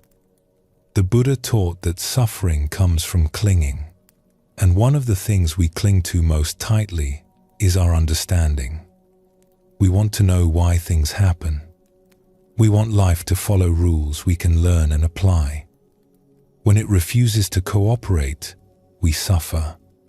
But when we can release our grip on understanding, when we can allow things to be mysterious, something relaxes in us. We stop fighting against the unknown and start learning to live with it. Let us explore another story that reveals more of this teaching. In a region known for its fine silk, there lived a merchant named Bowen, who had spent his life building a trading business. He had started with nothing, working as a boy carrying bolts of fabric for other merchants. Through hard work and clever decisions, he had risen to become one of the most successful traders in the region. He owned warehouses full of silk. He employed dozens of workers. He was respected by all who knew him. Bowen believed in himself and his abilities. He had proven over and over that he could overcome any obstacle, solve any problem, turn any situation to his advantage. This confidence had served him well. It had given him the courage to take risks that others avoided, to persist when others gave up, to build something from nothing through sheer force of will. But in his 50th year, a series of misfortunes struck that even Bowen could not overcome. A fire destroyed his largest warehouse, taking most of his inventory with it. A ship carrying a valuable cargo sank in a storm. Several of his most trusted workers left to start their own competing business, taking key customers with them. One disaster followed another, and within 2 years, almost everything Bowen had built was gone. He tried to recover. He applied all his skill and determination, working harder than he had worked even in his youth. But nothing he did seemed to help. Deals fell through. It was as if the world had turned against him. Bowen could not understand what was happening. He had always believed that success came to those who worked for it, that intelligence and effort would be rewarded. He had built his entire identity on this belief. Now that identity was crumbling along with his business. He found himself walking one day through the countryside outside the city, not knowing where he was going, just needing to move. He came to a small temple he had passed many times but never entered. On an impulse, he went inside. The temple was quiet and cool, lit by a few candles. An old monk was sweeping the floor with slow, deliberate movements.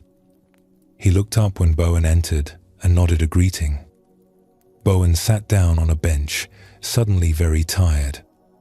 The monk finished his sweeping and came to sit nearby. "You look like a man who has lost something," the monk observed. Bowen laughed bitterly. "I have lost everything. My business, my wealth, my reputation. Everything I spent my life building. That is a great loss. I do not understand how it happened. I did everything right. I worked hard. I made smart decisions. I should have succeeded. I always succeeded before. The monk was quiet for a moment. You believed that your efforts controlled the outcome, that if you did the right things, you would get the right results. Yes, that is how the world works. That is how I built everything I had. And now, Bowen spread his hands helplessly. Now I do not know. Nothing I do makes any difference. It is as if the rules I lived by no longer apply. The monk nodded slowly. Perhaps they never applied quite the way you thought they did. You worked hard and succeeded, and you believed the success came from the work. But perhaps there were other factors you did not see. Luck, timing, help from others, circumstances beyond your control that happened to favor you. You took credit for it all, believing it was your doing. Now the same unseen factors work against you, and you are confused because you thought you were in charge. Bowen felt resistance rise in him. So you are saying my success was not mine, that I did not earn what I achieved. I am saying that it is more complicated than you believed. You worked hard, yes. That mattered. But it was not the only thing that mattered. Many people work hard and do not succeed. Many foolish people prosper through luck alone. The relationship between effort and outcome is not as simple as you thought. Then what is the point of trying? If success does not depend on effort, why work at all? The monk smiled gently. I did not say effort does not matter. I said it is not the only thing that matters. We do what we can, and then we must accept what comes. The mistake is believing that we control more than we do. When we succeed, we take all the credit. When we fail, we cannot understand why. Both responses come from the same illusion, the illusion that we are in charge. Bowen sat with this for a long time. The temple was quiet except for the sound of birds outside. The monk did not rush him or add more words. He simply waited. The candles flickered in a breeze that came from somewhere, casting moving shadows on the walls. Bowen watched them dance and thought about all the times he had felt in control of his life. Had he ever really been in control, or had he just been fortunate enough that circumstances aligned with his efforts? He remembered deals that had succeeded because a competitor fell ill at the right moment. He remembered storms that had delayed rival ships, allowing his goods to reach market first. At the time, he had barely noticed these factors. He had been too busy congratulating himself on his own cleverness. Finally, Bowen spoke. If I am not in charge, what am I supposed to do? How am I supposed to live? You do your best, and you hold the results lightly. You make your plans, but you do not demand that they succeed. You work with what life gives you instead of insisting it give you what you want. This is not defeat. It is wisdom. It is learning to dance with life instead of trying to control it. I do not know how to do that, Bowen admitted. I have spent my whole life trying to control things. It is all I know. Then you have an opportunity to learn something new, the monk said gently. Your old way has been taken from you. That is painful, but it is also a kind of freedom. You no longer have to carry the weight of believing you control everything. You can set that burden down. It does not feel like freedom. It feels like failure. Give it time. What feels like failure now may come to feel like relief. The need to control is exhausting. You have been working hard your whole life, not just at your business, but at the impossible task of making life behave the way you wanted. Now you can finally rest from that effort. You can do what is in front of you without the weight of believing it all depends on you. In the months that followed, Bowen returned to the temple often. He did not become a monk, but he found something in those quiet visits that helped him through his difficulties. Slowly, he began to rebuild, but differently this time. He started smaller. He worked with fewer expectations. When things went well, he was grateful rather than proud. When things went poorly, he adjusted rather than raged. He never regained what he had lost. His new business was modest compared to his old empire, but he found something else, a kind of peace that had been missing even in his most successful years. He no longer carried the weight of believing he had to control everything. He no longer felt that his worth depended on his achievements. He could enjoy his work without being enslaved by it. His workers noticed the change in him. The old Bowen had been demanding and driven, always pushing for more, never satisfied. The new Bowen was calmer, more patient. He praised good work and accepted setbacks without the anger that had once been his response to anything that went wrong. Some said he had grown soft. Others said he had finally grown up. His children, who had barely known him when he was building his empire, now had a father who was present. He ate meals with them. He listened to their concerns. He told them about his failures as honestly as he had once boasted of his successes. They learned from him that life did not always reward effort, that circumstances mattered as much as skill, and that a person's worth was not measured by their achievements alone. "I used to think I knew how the world worked," he told the old monk one day. "I had it all figured out. Success came from effort. Results came from skill. I was the master of my fate. And now I know that I know very little. The world is more mysterious than I imagined. Things happen for reasons I cannot see. I do my best, and then I let go. It is a strange way to live, after so many years of trying to control everything. But it is also a relief." The monk nodded. "The great doubt has humbled you. It has shown you the limits of your understanding.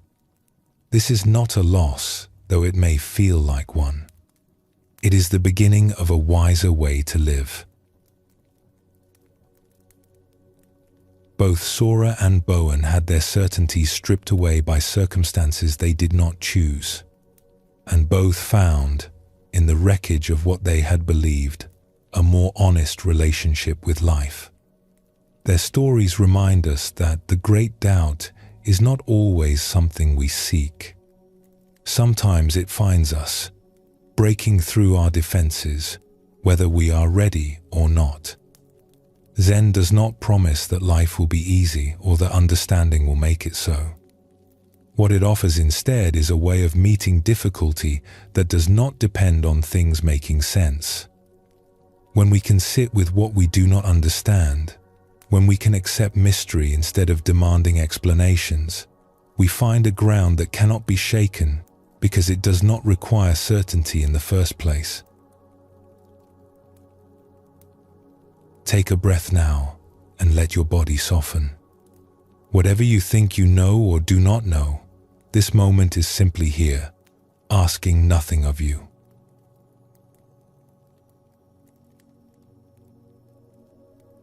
We have been exploring the great doubt from many angles tonight.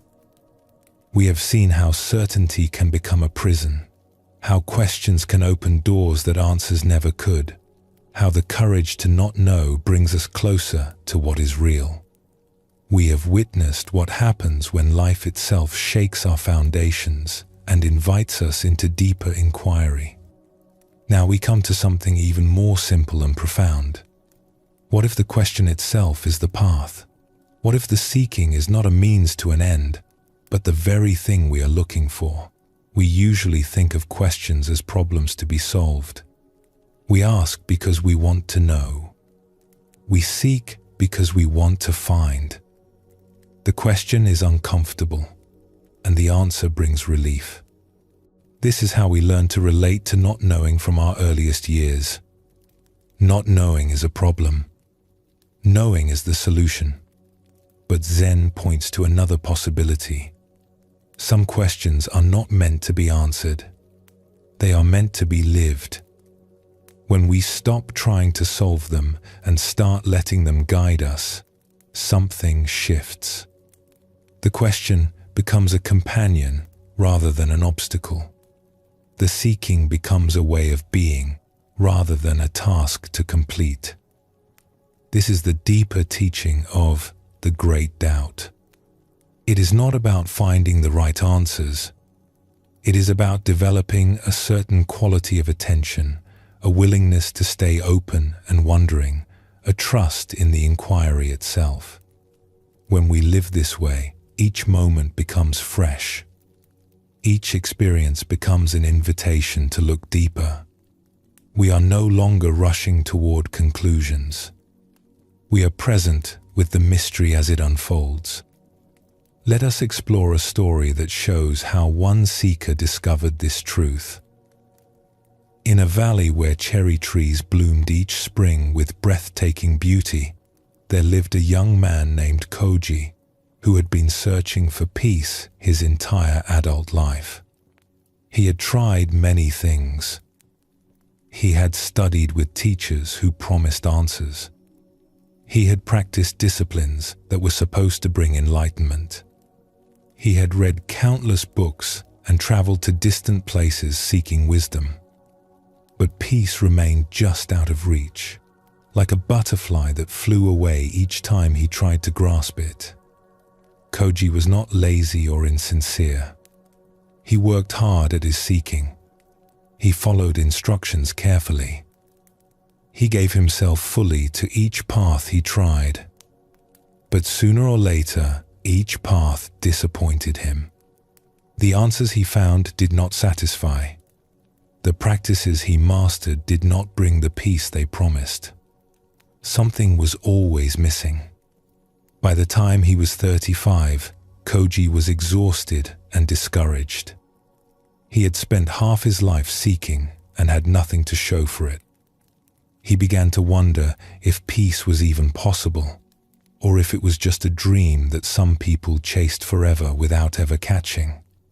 One autumn, he heard about an old teacher named Master Ling, who lived alone in the mountains.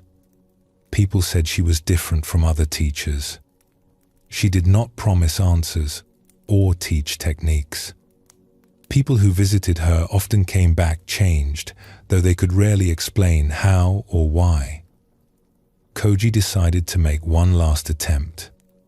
If this teacher could not help him, he would give up seeking altogether and simply live out his days as best he could. The journey to Master Ling's hut took 3 days. The path wound through forests of pine and bamboo, crossing streams and climbing ridges. By the time Koji arrived, he was tired in body and spirit. He found the teacher sitting outside her small hut, watching the clouds drift across the mountain peaks. She was very old, her face lined like the bark of an ancient tree. But her eyes were bright and clear, and she looked at Koji with an attention that made him feel truly seen. "You have been seeking for a long time," she said. It was not a question. "Yes," Koji admitted. "I have tried everything. I have followed many paths, but I have not found what I am looking for." "What are you looking for?" "Peace. An end to the restlessness that has driven me all these years. A place to finally rest." Master Ling nodded slowly. "And you believe that when you find the right answer, the right teaching, the right practice, you will finally have peace?" "Yes. That is what I have always believed. That is why I keep seeking. What if that belief is the very thing that prevents you from finding what you seek? Koji frowned. I do not understand. Master Ling gestured for him to sit on a rock nearby. You have been treating your seeking as a problem to be solved. You are looking for the answer that will end the seeking. But what if seeking is not a problem? What if the seeking itself is the path? But I am tired of seeking. I want to arrive somewhere. I want to stop. I understand, but consider this. Every time you thought you had arrived, you discovered you had not. Every answer you found eventually revealed itself as incomplete. Every destination turned out to be another starting point. Perhaps this is not failure. Perhaps this is how it is meant to be. She picked up a small stone and held it in her palm. You have been grasping for answers the way you might grasp for this stone. You reach out, you grab, you hold tight. But peace is not a stone. It cannot be grasped. The moment you try to hold it, it slips away. Then what am I supposed to do? Stop trying to arrive. Stop looking for the answer that will end your questions. Instead, let the questions themselves become your path. Walk with them. Live with them. Let them guide you without demanding that they lead somewhere. Koji felt frustrated. That sounds like giving up. Like accepting that I will never find what I am looking for. It may sound that way, but it is actually something different. When you stop demanding answers, you become available to something deeper than answers. You become present with life as it actually is, rather than rushing past it towards some imagined destination. This presence, this willingness to be here without needing to be somewhere else, is closer to peace than any answer could ever bring. Koji stayed with Master Ling for several weeks. She did not teach him techniques or give him practices to follow. She simply lived her life and allowed him to be part of it. They gathered firewood together. They cooked simple meals. They sat in silence watching the clouds and the birds and the changing light. At first, Koji was impatient. He kept waiting for the real teaching to begin. Surely there was something more than this, some secret she would reveal when he was ready. But the days passed, and nothing special happened. There was just ordinary life, moment after moment, without any dramatic revelations. He tried to ask questions, to draw out the wisdom he was sure she was hiding. But Master Ling would only give simple answers and return to whatever task was at hand. When he asked about enlightenment, she would say, "Hand me that pot." When he asked about the nature of mind, she would say, "The beans need more water." At first, this frustrated him. He had come all this way for wisdom, not cooking lessons. But slowly, he began to notice something. In those moments when he stopped seeking and simply did what needed to be done, something relaxed in him. The restlessness that had driven him for so long would quiet, just for a moment, like a lake becoming still. He started paying more attention to these moments. They happened most often when his hands were busy and his mind had nothing to grasp at. Chopping vegetables, sweeping the floor, carrying water from the stream. In these simple activities, there was nothing to figure out, nothing to achieve. There was just this action, this moment, complete in itself. And yet, something began to shift in him. The restlessness that had driven him for so long began to quiet.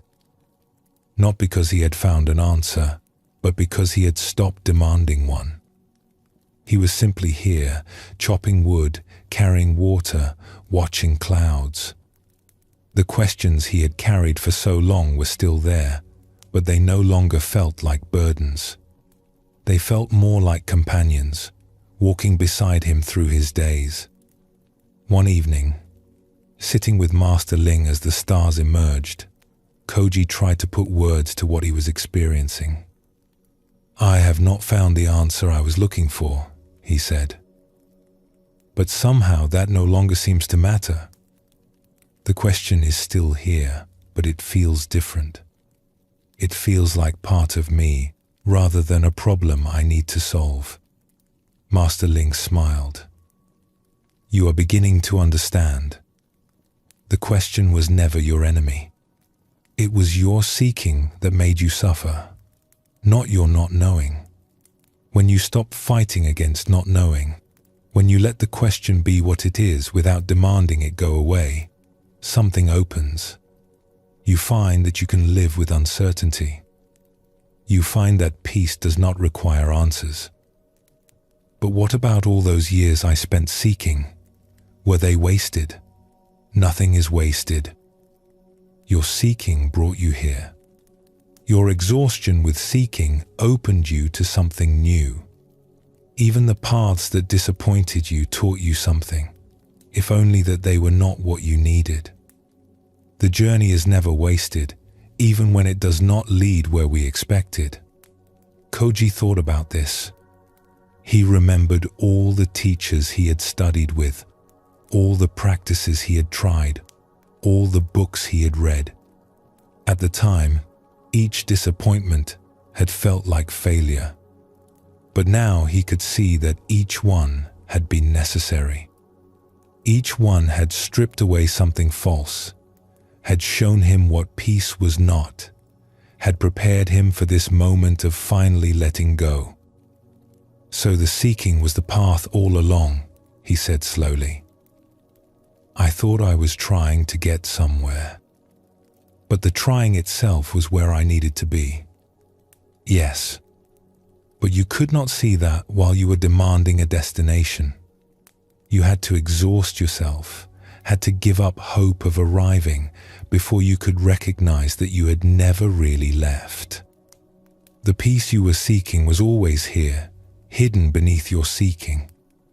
When Koji finally left the mountain, he did not feel that he had found what he had been looking for. But he also did not feel that he needed to keep looking. The question that had driven him all those years was still present, but it had transformed from a burden into a gift. It kept him awake, kept him wondering, kept him present with the mystery of being alive. He returned to ordinary life, but he lived it differently now. He no longer rushed past each moment trying to get somewhere else. He no longer evaluated each experience by whether it brought him closer to his goal. He simply lived day by day, with his questions as companions rather than problems. Years later, when people asked him if he had found peace, he would smile and say, "I stopped looking for it. And then I realized it had been here all along, hidden beneath all my seeking." This story shows us something essential about the great doubt. Koji spent years treating his questions as obstacles to overcome, problems to solve, burdens to set down. It was only when he stopped fighting against them that he found what he was looking for. We have seen this pattern throughout our exploration tonight. Jiro, the scholar, found freedom not by learning more, but by admitting he did not know.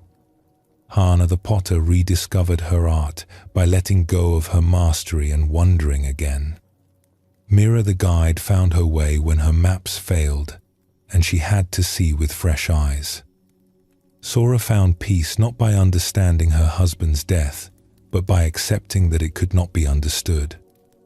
In each case, the turning point came not from finding answers, but from releasing the demand for them. The great doubt is not about becoming more confused or giving up on truth. It is about changing our relationship with not knowing. When we can hold our questions lightly, when we can let them be present without needing them to be resolved, something shifts. We stop struggling against uncertainty and start living with it. We discover that the ground we were seeking was never far away. It was just hidden beneath our frantic searching. Zen teaches that the path and the goal are not separate. We think we must walk the path in order to reach the goal, as if they were two different things. But the walking itself is what we are looking for. The questioning itself is the answer. When we understand this, we can finally relax. We are not trying to get somewhere else. We are learning to be fully here, with all our questions, all our uncertainty, all our not knowing. This is the peace that does not depend on anything being different than it is. Let us explore another story that reveals more of this teaching. In a town famous for its gardens, there lived a gardener named Emmy, who had tended the same plot of land for 50 years. She had begun as a young woman, learning from her grandmother how to coax beauty from soil and seed. Over the decades, she had created something remarkable, a garden that drew visitors from distant places who wanted to see what she had grown. But Emmy's garden was never finished. This was what made it different from other famous gardens, which were designed and completed and then maintained in their perfect state. Emmy's garden was always changing, always becoming, never arriving at a final form. Each season, she would tear out something that had been there for years and plant something new. Paths that had wound one direction would shift to wind another. Trees that had anchored certain views would be removed to reveal different ones. Visitors, who returned after several years, often could not recognize where they were. So much had changed. Some people criticized this. They said a true gardener would create a masterpiece and then preserve it. They said all this change showed a lack of vision, an inability to commit to a design. But Emmy only smiled at these criticisms. She had long ago stopped caring what others thought of her methods. A young gardener named Shin came to study with her one spring. He had trained in the traditional way, learning to create perfect compositions that would stand unchanged for generations. He admired Emmy's skill but was troubled by her approach. "Teacher," he said one day as they worked together transplanting seedlings, "why do you keep changing everything? Last year you had a beautiful arrangement of stones by the eastern pond. Now they are gone. Did you not like them anymore?" Emmy patted soil around a young plant before answering. "I liked them very much. That is not why I moved them." "Then why?" "Because the garden was becoming fixed. It was starting to feel like a finished thing rather than a living thing. When I looked at those stones, I no longer really saw them. They had become familiar, expected.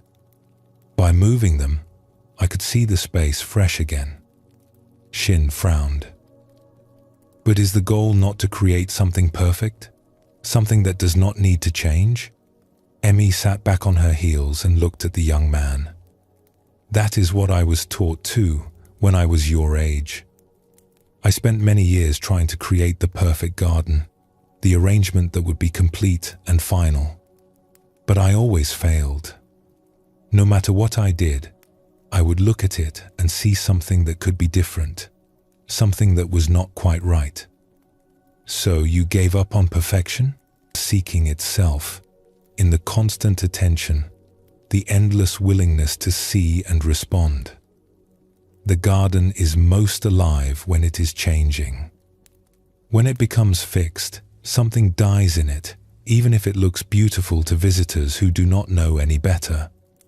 She stood and brushed dirt from her knees. "Come, I will show you something." She led him to a corner of the garden that was wild and unplanned, a tangle of plants that seemed to have grown without any guidance. Shin had noticed this area before and assumed it was a section Emmy had neglected or not yet gotten to. "This is my favorite part of the garden," Emmy said.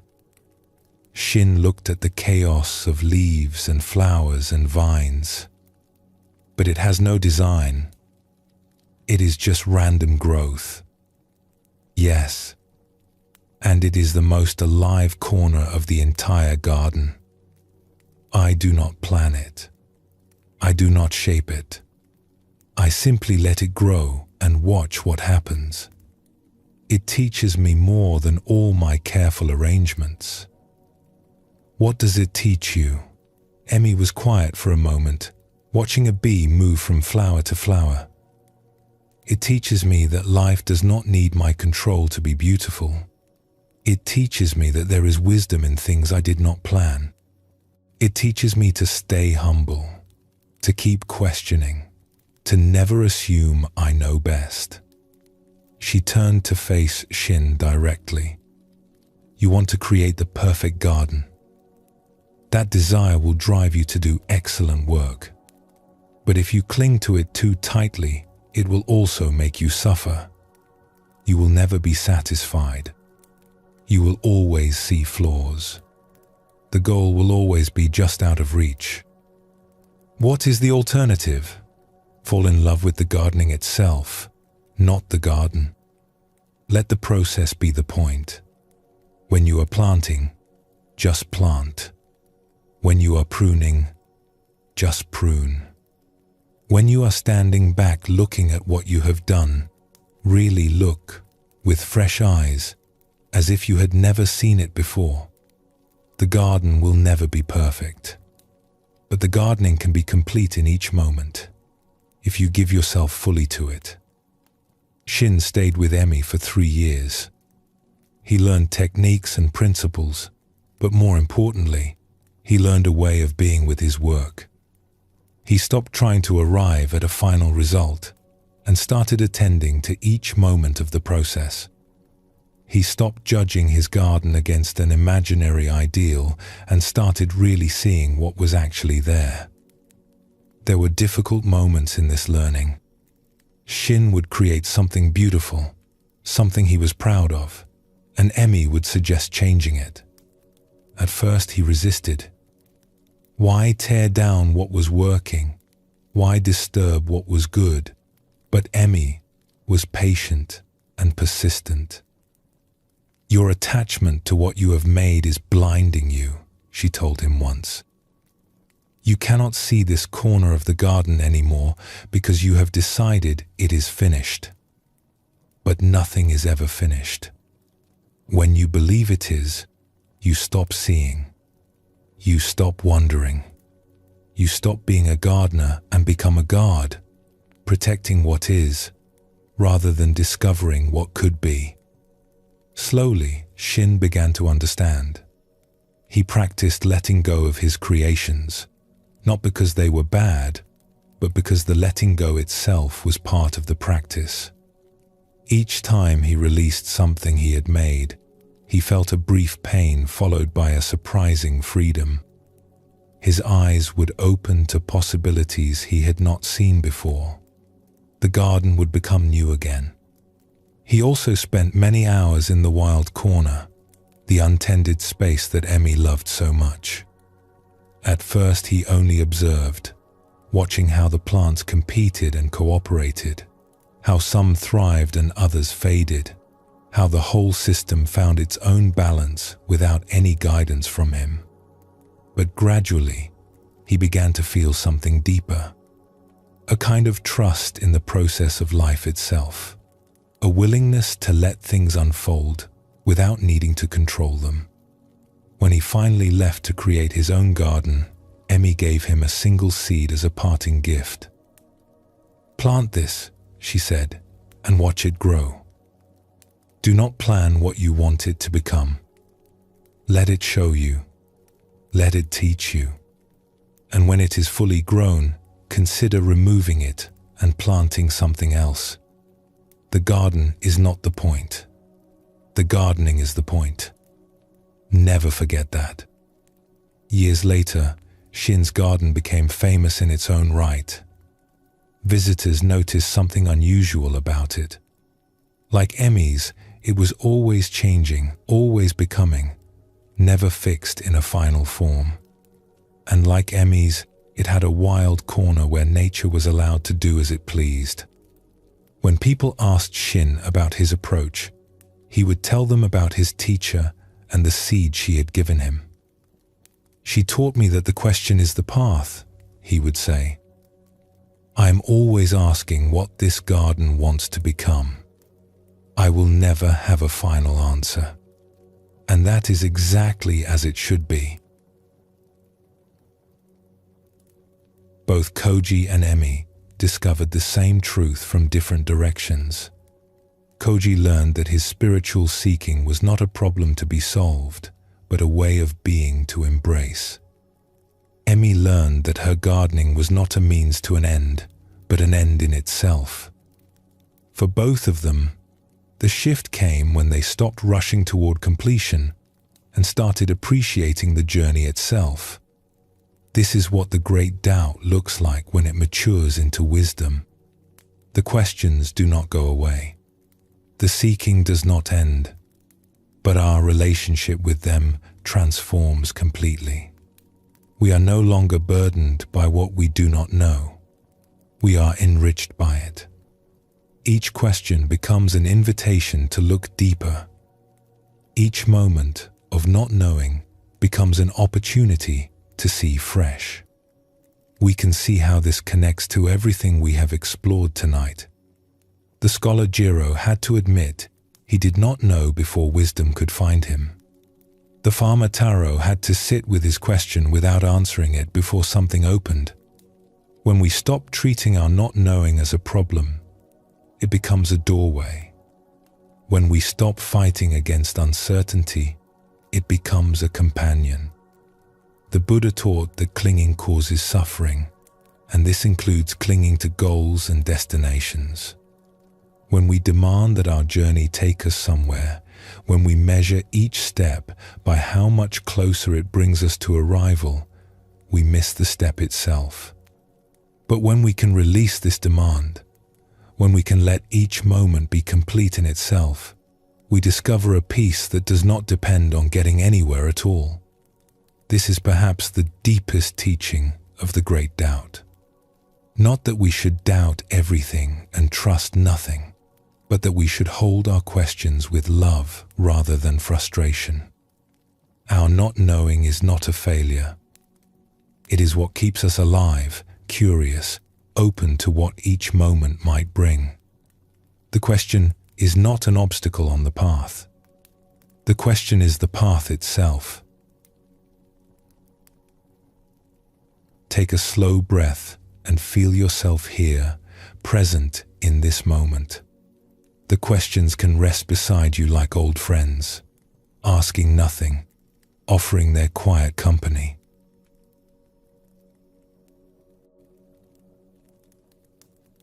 We have traveled far together tonight, exploring the great doubt from many perspectives. Now we come to something that ties all of this together. What does it look like to live with the great doubt as a continuous way of being? Not as a crisis to move through, not as a practice we do sometimes, but as a quality of attention we bring to every moment of our lives. The word for this is wonder. Not the wonder of amazement at something spectacular, though that is part of it. A deeper kind of wonder that finds the extraordinary in the ordinary, that looks at familiar things with fresh eyes, that never quite stops asking what this is and what it means. Children know this wonder naturally. They look at the world with eyes that have not yet decided what everything is. A stone is not just a stone to a child. It is a mystery, a treasure, something to turn over and examine and ask questions about.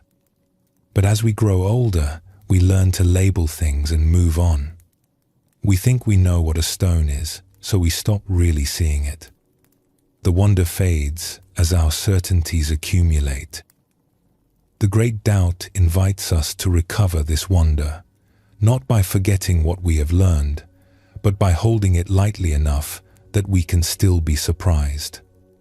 It invites us to approach each day, each moment, each encounter, as if we had never quite seen it before.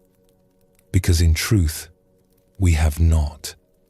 Each moment is new, even when it looks like moments we have seen before.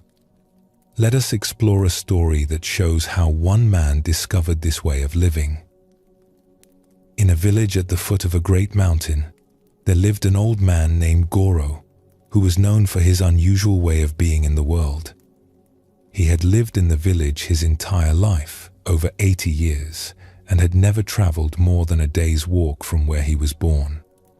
Yet visitors who met him often remarked that he seemed more awake, more present, more alive than people who had seen the whole world. Goro had been a woodcutter in his younger days, and then a carpenter, and then a simple handyman who helped neighbors with whatever needed doing. He had no special education, no training in philosophy or meditation. He had simply lived his life in this small village, doing ordinary things, day after day, year after year. But there was something different about how he did these ordinary things. When Goro looked at you, you felt truly seen. When he listened, you felt truly heard. When he picked up a piece of wood or touched the bark of a tree, there was a quality of attention in his hands that made you want to watch.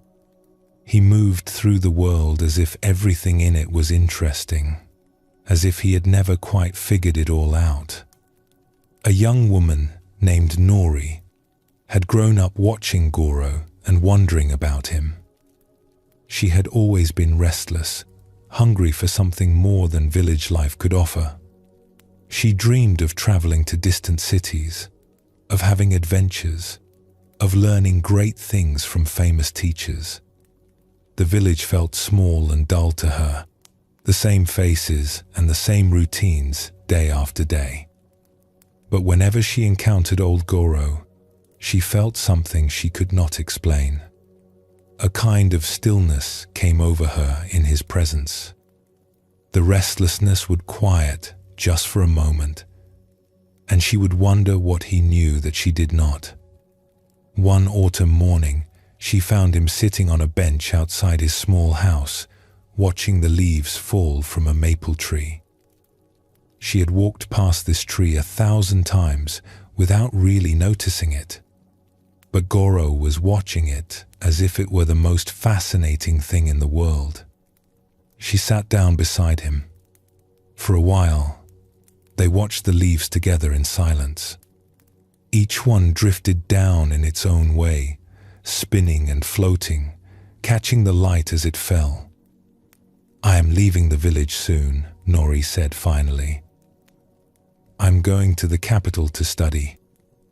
I want to learn things, see things, become someone more than I am here." Goro nodded slowly, his eyes still on the falling leaves. "That is good. Travel teaches many things. But I wonder sometimes if I will find what I am looking for. I have this feeling that something important is missing, and I think if I go far enough, learn enough, I will find it." Goro was quiet for a long moment. Then he said, "I have never traveled far. I have lived my whole life within sight of that mountain, and yet I have never run out of things to discover." Nori looked at him curiously. "How is that possible? You have seen the same things every day for 80 years. How can there still be anything new?" "Because I have never stopped wondering about them." He gestured toward the maple tree. "I have watched this tree for 60 years. I planted it when I was a young man. You might think I would know everything about it by now. But every autumn, when the leaves begin to change, I find myself amazed all over again. How does it know when to let go? Where do those colors come from? What is it like to be a tree, standing in one place for a lifetime, reaching toward the sun? He turned to look at her directly. These questions have no answers. Or rather, any answer I might give would be too small, would not capture the reality of what I am seeing. So I just keep wondering, and the wondering keeps everything fresh. Nori frowned slightly. But that sounds exhausting. To always be questioning, never settling into knowing. It is not exhausting at all. What is exhausting is pretending to know things you do not really know. What is exhausting is defending your certainties against a world that keeps showing you something different. When you stop pretending to know, when you let yourself wonder, something relaxes. You do not have to figure everything out. You can just be here, curious, open, alive. He picked up a fallen leaf and held it gently in his weathered hands. This leaf, I could tell you many things about it. I could name its parts, explain how it grows, describe the process by which it changes color and falls. That knowledge is not wrong, but it is not the whole truth either. The whole truth is bigger than any explanation. When I hold this leaf and really look at it, I touch something my words cannot capture. That is what keeps me wondering after all these years. Nori took the leaf from his hands and looked at it. It was beautiful, she realized, in a way she had never noticed before. The colors were not just red and orange, but 100 subtle shades blending into each other. The veins formed patterns that were almost like rivers seen from a great height. There was a whole world in this single leaf that she had been walking past her entire life.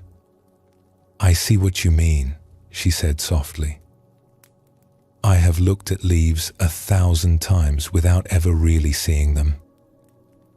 "That is how it is for most people," Goro said gently. "We learn the names of things and think we know them.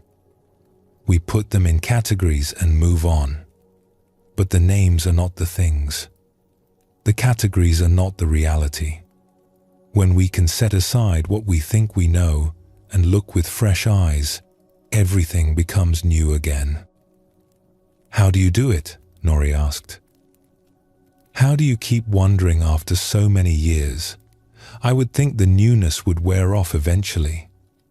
Goro considered the question. "It is not something I do, exactly. It is more like something I stop doing. Most people are constantly telling themselves what things are. They see a tree and immediately their mind says tree and moves on. They see a person and their mind says neighbor or stranger and moves on. This labeling happens so fast, so automatically, that we do not notice we are doing it. But every time we label something, we stop seeing it. We see only our idea of it." He paused, watching another leaf drift down from the maple. "When I was younger, I did this too. I rushed through my days, putting everything in boxes, thinking I understood what I was seeing. But then something happened. I was working one day, cutting a piece of wood, and I suddenly really saw the grain of the wood. The patterns, the colors, the way the light played across the surface. I had cut thousands of pieces of wood before, but in that moment, it was as if I had never seen wood in my life. What happened? I do not know exactly. Some wall fell away. Some habit of not seeing loosened its grip. And after that, I started noticing how much I had been missing.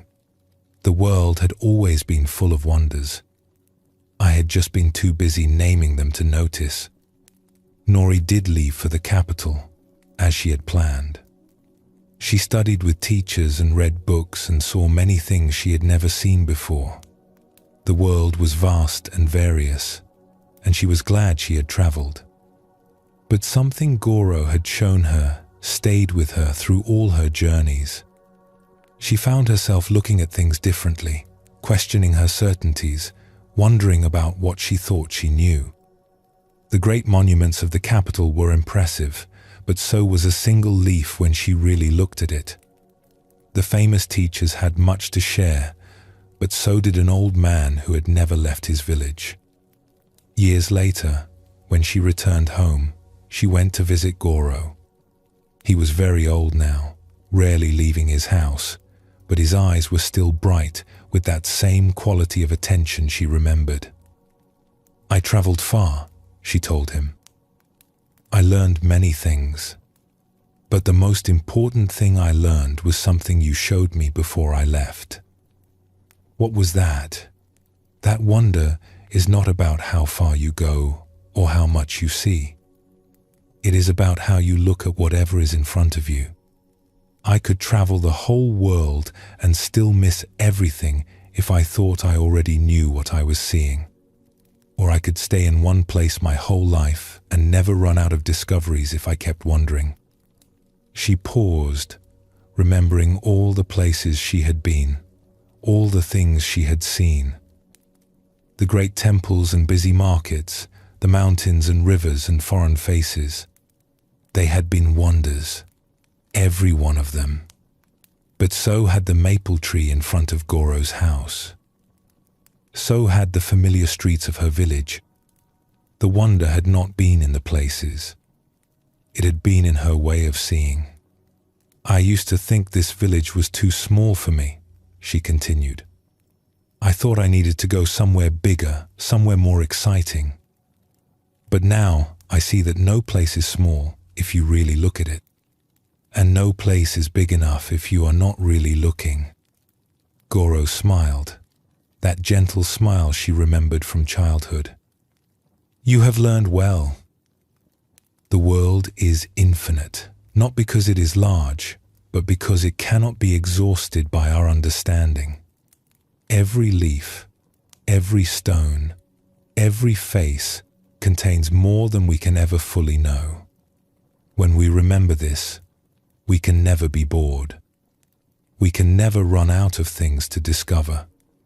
The wonder never ends." This story shows us what it looks like to live with the great doubt as a way of being. Goro had not achieved anything special. He had not attained enlightenment or gained secret knowledge. He had simply never stopped wondering about the world around him. His questions kept everything fresh, even after 80 years of seeing the same village, the same mountain, the same trees. We have seen throughout our exploration tonight how the great doubt can transform our relationship with not knowing. The scholar Jiro found freedom when he admitted the limits of his learning.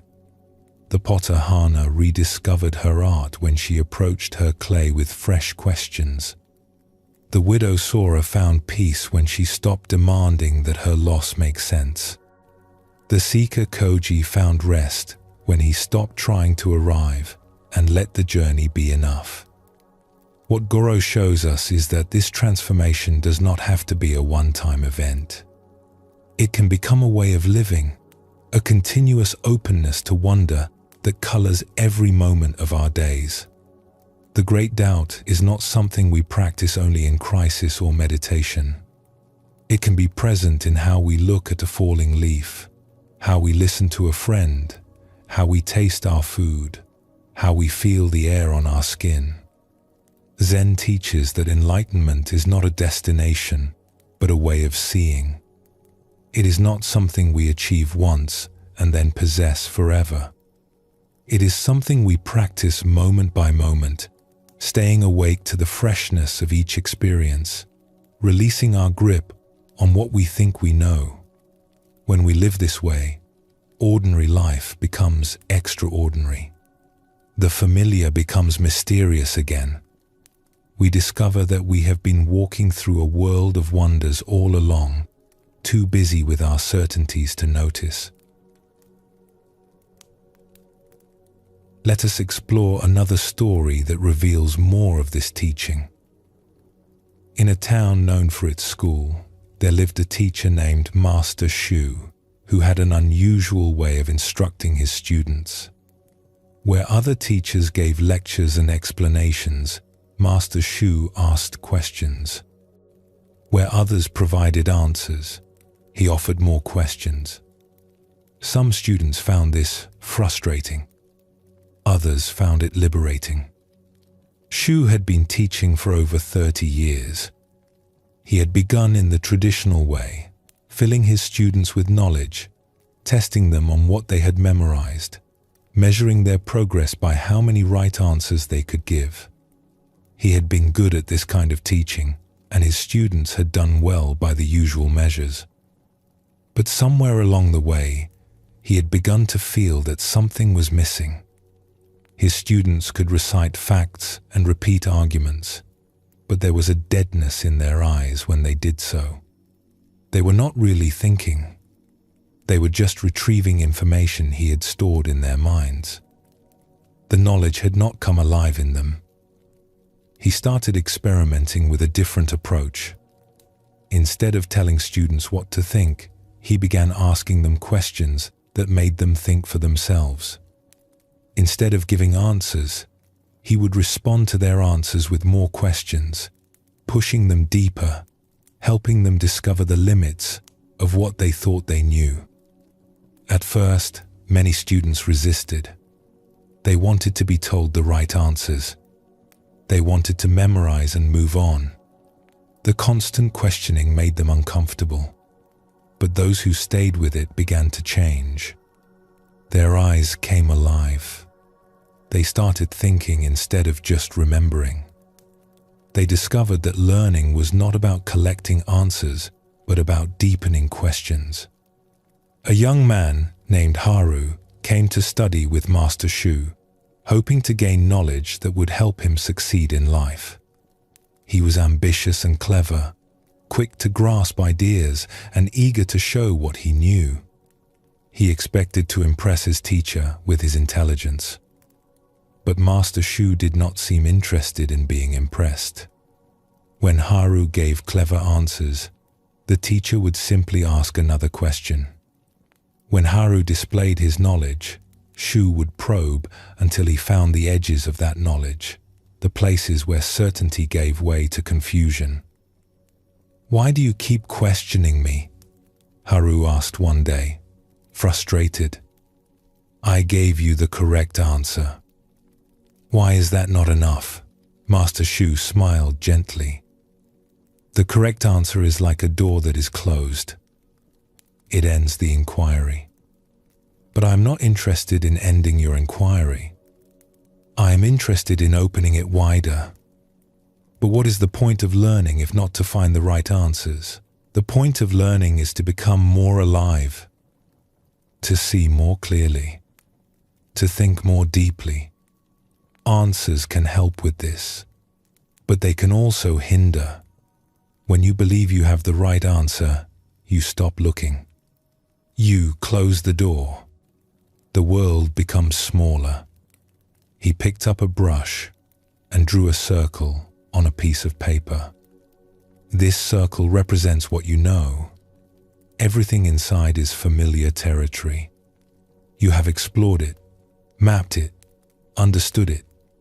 But look at the edge of the circle. That edge is where your knowledge meets your ignorance. And here is something interesting. The bigger the circle grows, the longer the edge becomes. The more you know, the more you discover how much you do not know. Haru looked at the circle. He had never thought of it this way. He had always imagined that learning meant shrinking the territory of ignorance, replacing not knowing with knowing. But what Master Shu was showing him was different. Learning expanded your awareness of how much remained unknown. "So we can never know everything," Haru said slowly. "No, And that is not a failure. That is what keeps us humble. That is what keeps us curious. That is what keeps us alive. The moment you think you know everything worth knowing, you have stopped growing. You have become a closed door instead of an open one. Over the months that followed, Haru's relationship with learning transformed. He stopped trying to accumulate answers and started cultivating questions. He found that the best questions were the ones that could not be easily answered, the ones that opened up new territory for exploration. These questions became more valuable to him than any answers he had collected before. He also noticed something changing in how he moved through the world. He had always been quick to judge, quick to categorize, quick to decide what things were and how they worked. Now he found himself pausing more often, looking more carefully, wondering about things he would have dismissed before. One evening, walking home from his studies, he stopped to watch the sunset. He had seen hundreds of sunsets in his life and had never given them much thought. They were just something that happened at the end of each day. But now he found himself genuinely wondering, what is light, really? Why do these colors appear? What is it about this sight that moves something in me? He had no answers to these questions, and for the first time, that felt right. The not knowing was not a gap to be filled. It was an opening to be appreciated. The sunset was more beautiful for being mysterious. The world was richer for being inexhaustible. He stood there until the last colors faded from the sky, something he had never done before. He had always been too busy, too focused on getting somewhere, to simply stand and wonder. Now he realized how much he had missed by always moving, always doing, always knowing.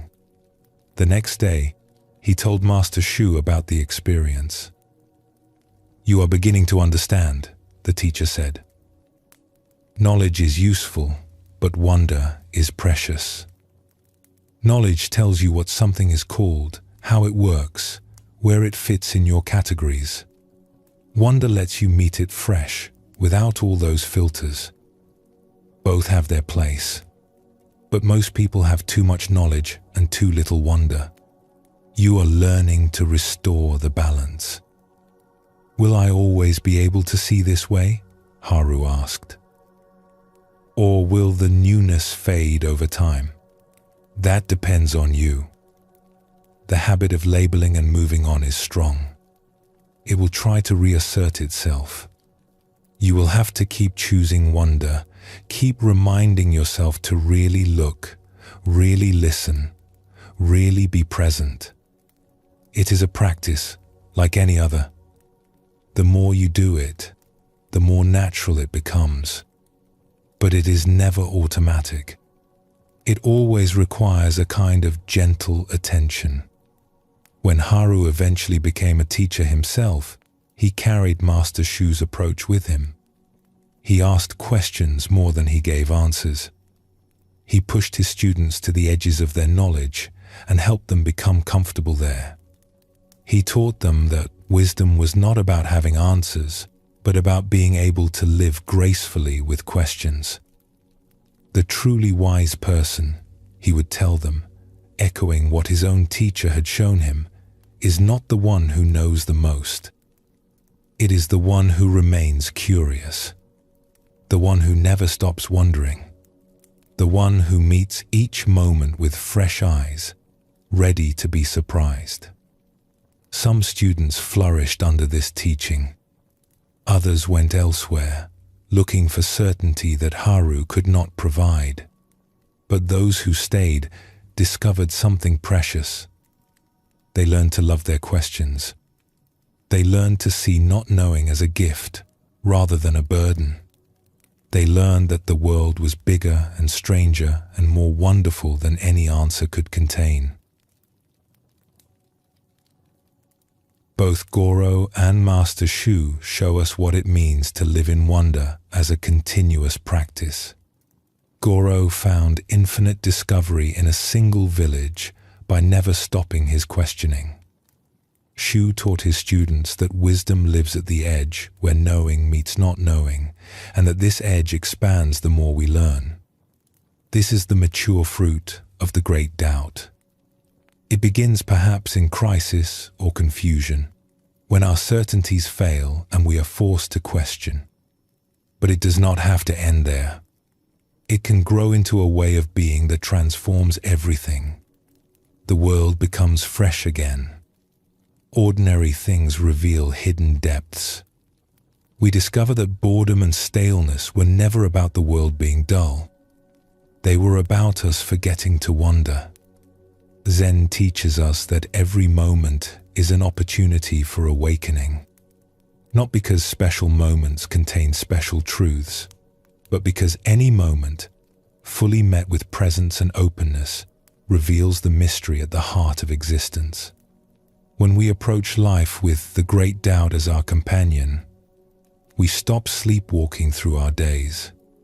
We become available to what is actually here, in all its strangeness and beauty. The questions we have explored tonight do not need to be resolved. They can live in us, keeping us humble, keeping us curious, keeping us alive to the wonder that surrounds us always. What is this? Who am I? What remains when certainty falls away? These questions are not problems. They are doorways that never close. They are invitations that never expire. They are the path itself, stretching endlessly before us, always fresh, always new. Take a breath now and feel yourself present in this moment. Let your eyes soften as if seeing the world for the first time. There is wonder here, quiet and patient, waiting for you to notice.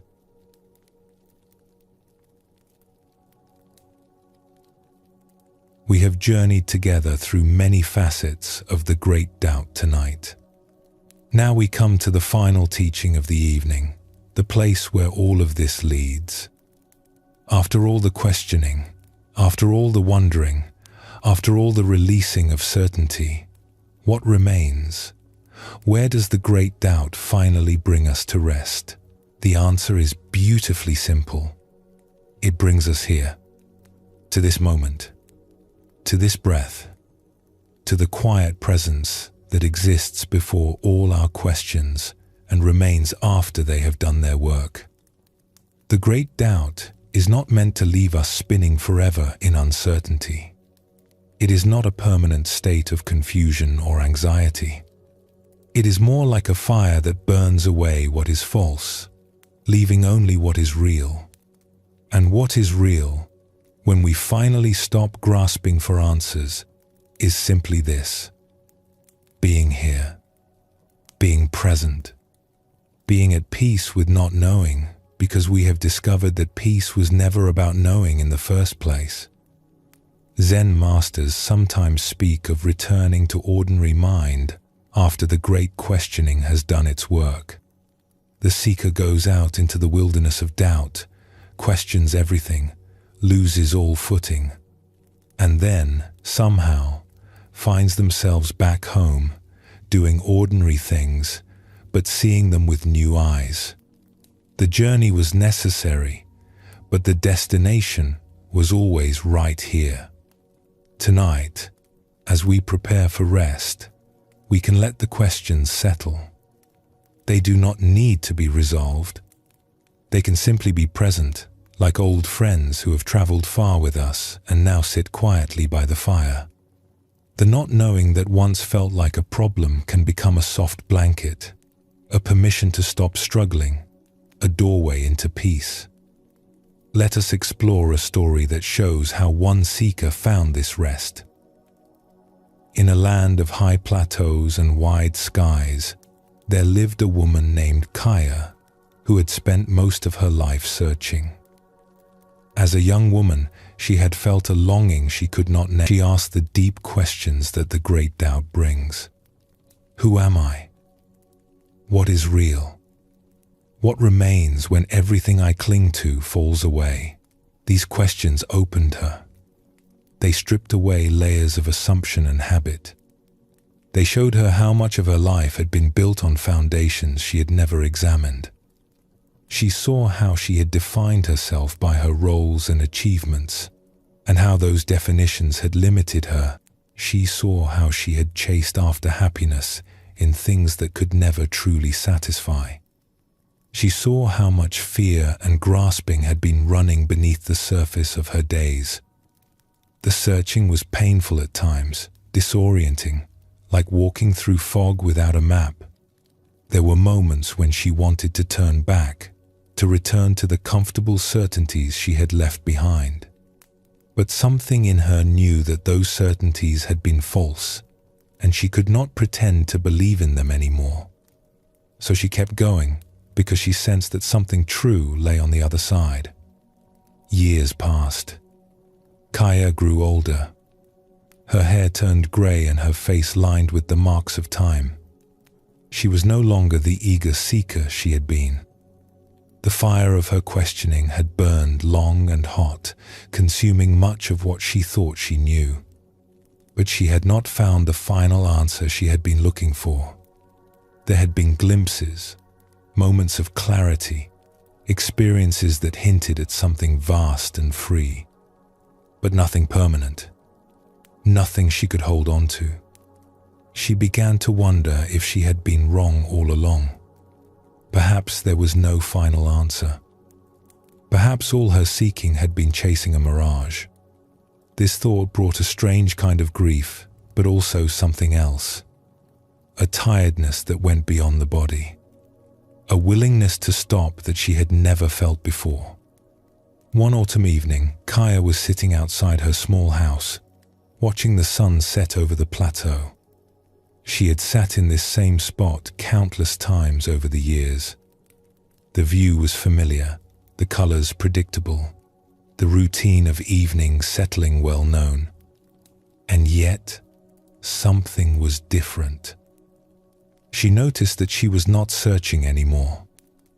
The restless energy that had driven her for so long was quiet. The questions that had burned in her were still present, but they no longer demanded answers. They simply rested in her, like stones that had settled to the bottom of a clear pool. She looked at the sunset, and for the first time in as long as she could remember, she was not looking for anything in it. She was not trying to have a spiritual experience or achieve a state of enlightenment. She was just looking, just present, just here. The colors deepened as the sun approached the horizon. Oranges and reds and purples painted the sky in patterns that would never be repeated exactly this way again. Kaya watched without commentary, without interpretation, without needing the moment to be anything other than what it was. And in that simplicity, something she had been seeking for decades quietly arrived. It was not dramatic. There were no fireworks or visions or overwhelming emotions. There was just this: the sky, the colors, the cool air on her skin, the sound of birds settling for the night, her own breath, rising and falling, a completeness that needed nothing added. She realized, with a gentle surprise, that this was what she had been looking for all along. Not a special state, not a final answer, not enlightenment as she had imagined it. Just this ordinary moment, fully met, without the veil of seeking hanging between her and what was here. The questions had not been answered. They had simply stopped mattering. Or rather, they had done their work and could now rest. They had burned away her false certainties, her grasping for something other than what was present, her belief that peace was somewhere else, some other time, some achievement yet to come. What remained was just being here. And being here, it turned out, was enough. She sat until the stars came out, feeling no need to move or do anything at all.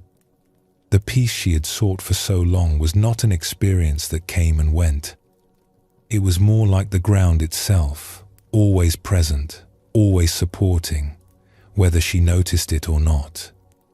Her years of seeking had not created this peace. They had simply worn away the barriers that had kept her from seeing it. An old friend came to visit her the following week. This friend had known Kaya through all her years of searching and had often worried that she would never find peace. "You seem different," the friend observed. "There is a stillness in you that was not there before." Kaya smiled.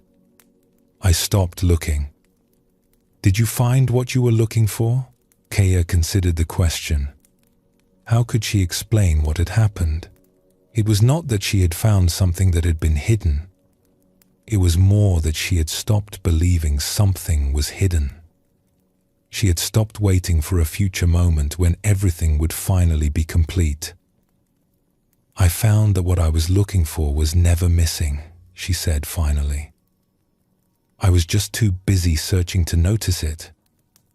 All those years, I thought peace was something I had to achieve, some state I had to reach.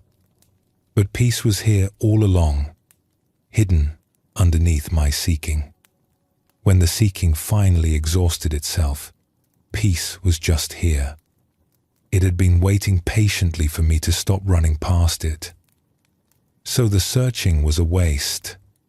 No, the searching was necessary. I could not have simply decided to stop seeking. The seeking had to run its course.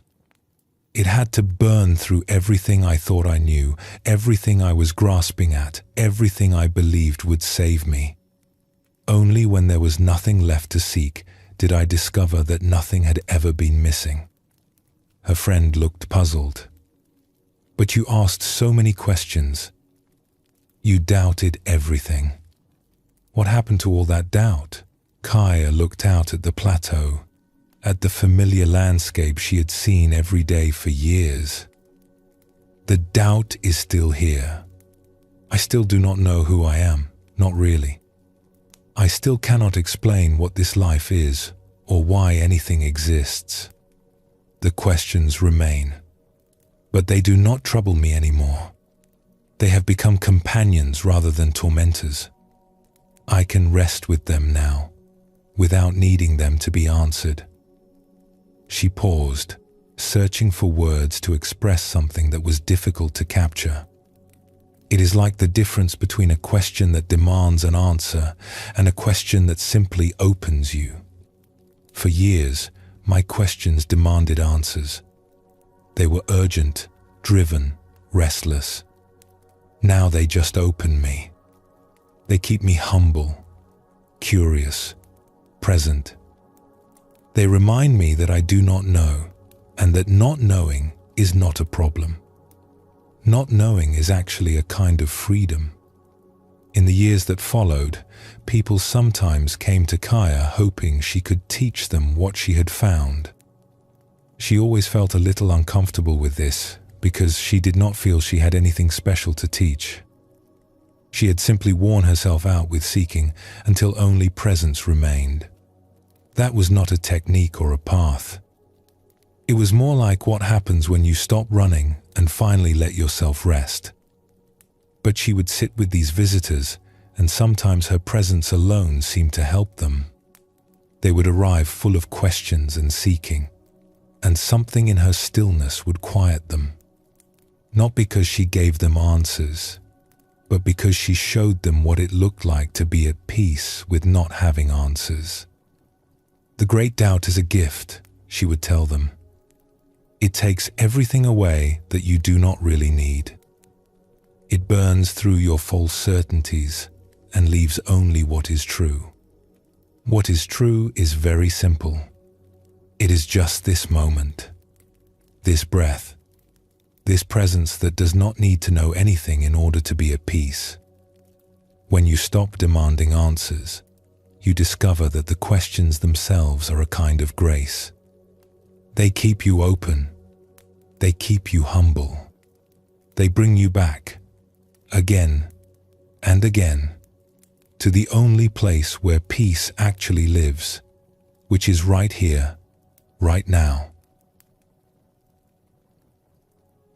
This story shows us where the great doubt finally leads.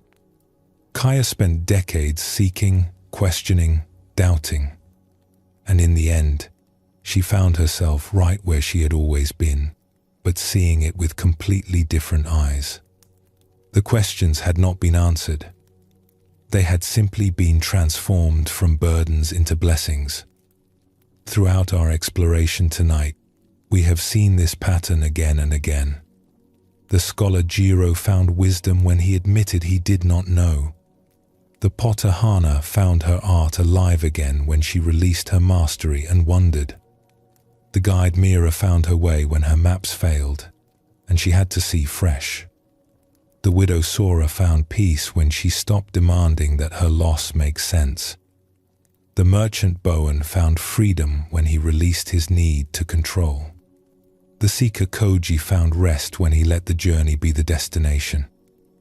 The gardener Emmy found her garden most alive when she kept it always changing.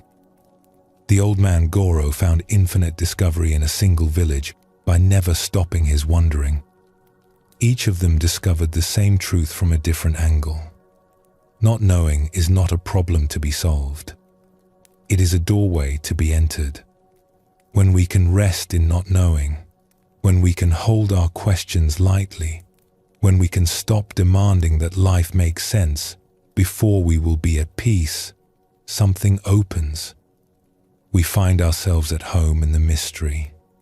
We discover that we were always at home. We just could not see it through all our seeking. This is the deepest teaching of the great doubt. It is not about finding answers. It is about transforming our relationship with questions. It is not about achieving certainty. It is about discovering that peace does not require certainty. We can rest without knowing. We can be at ease with mystery.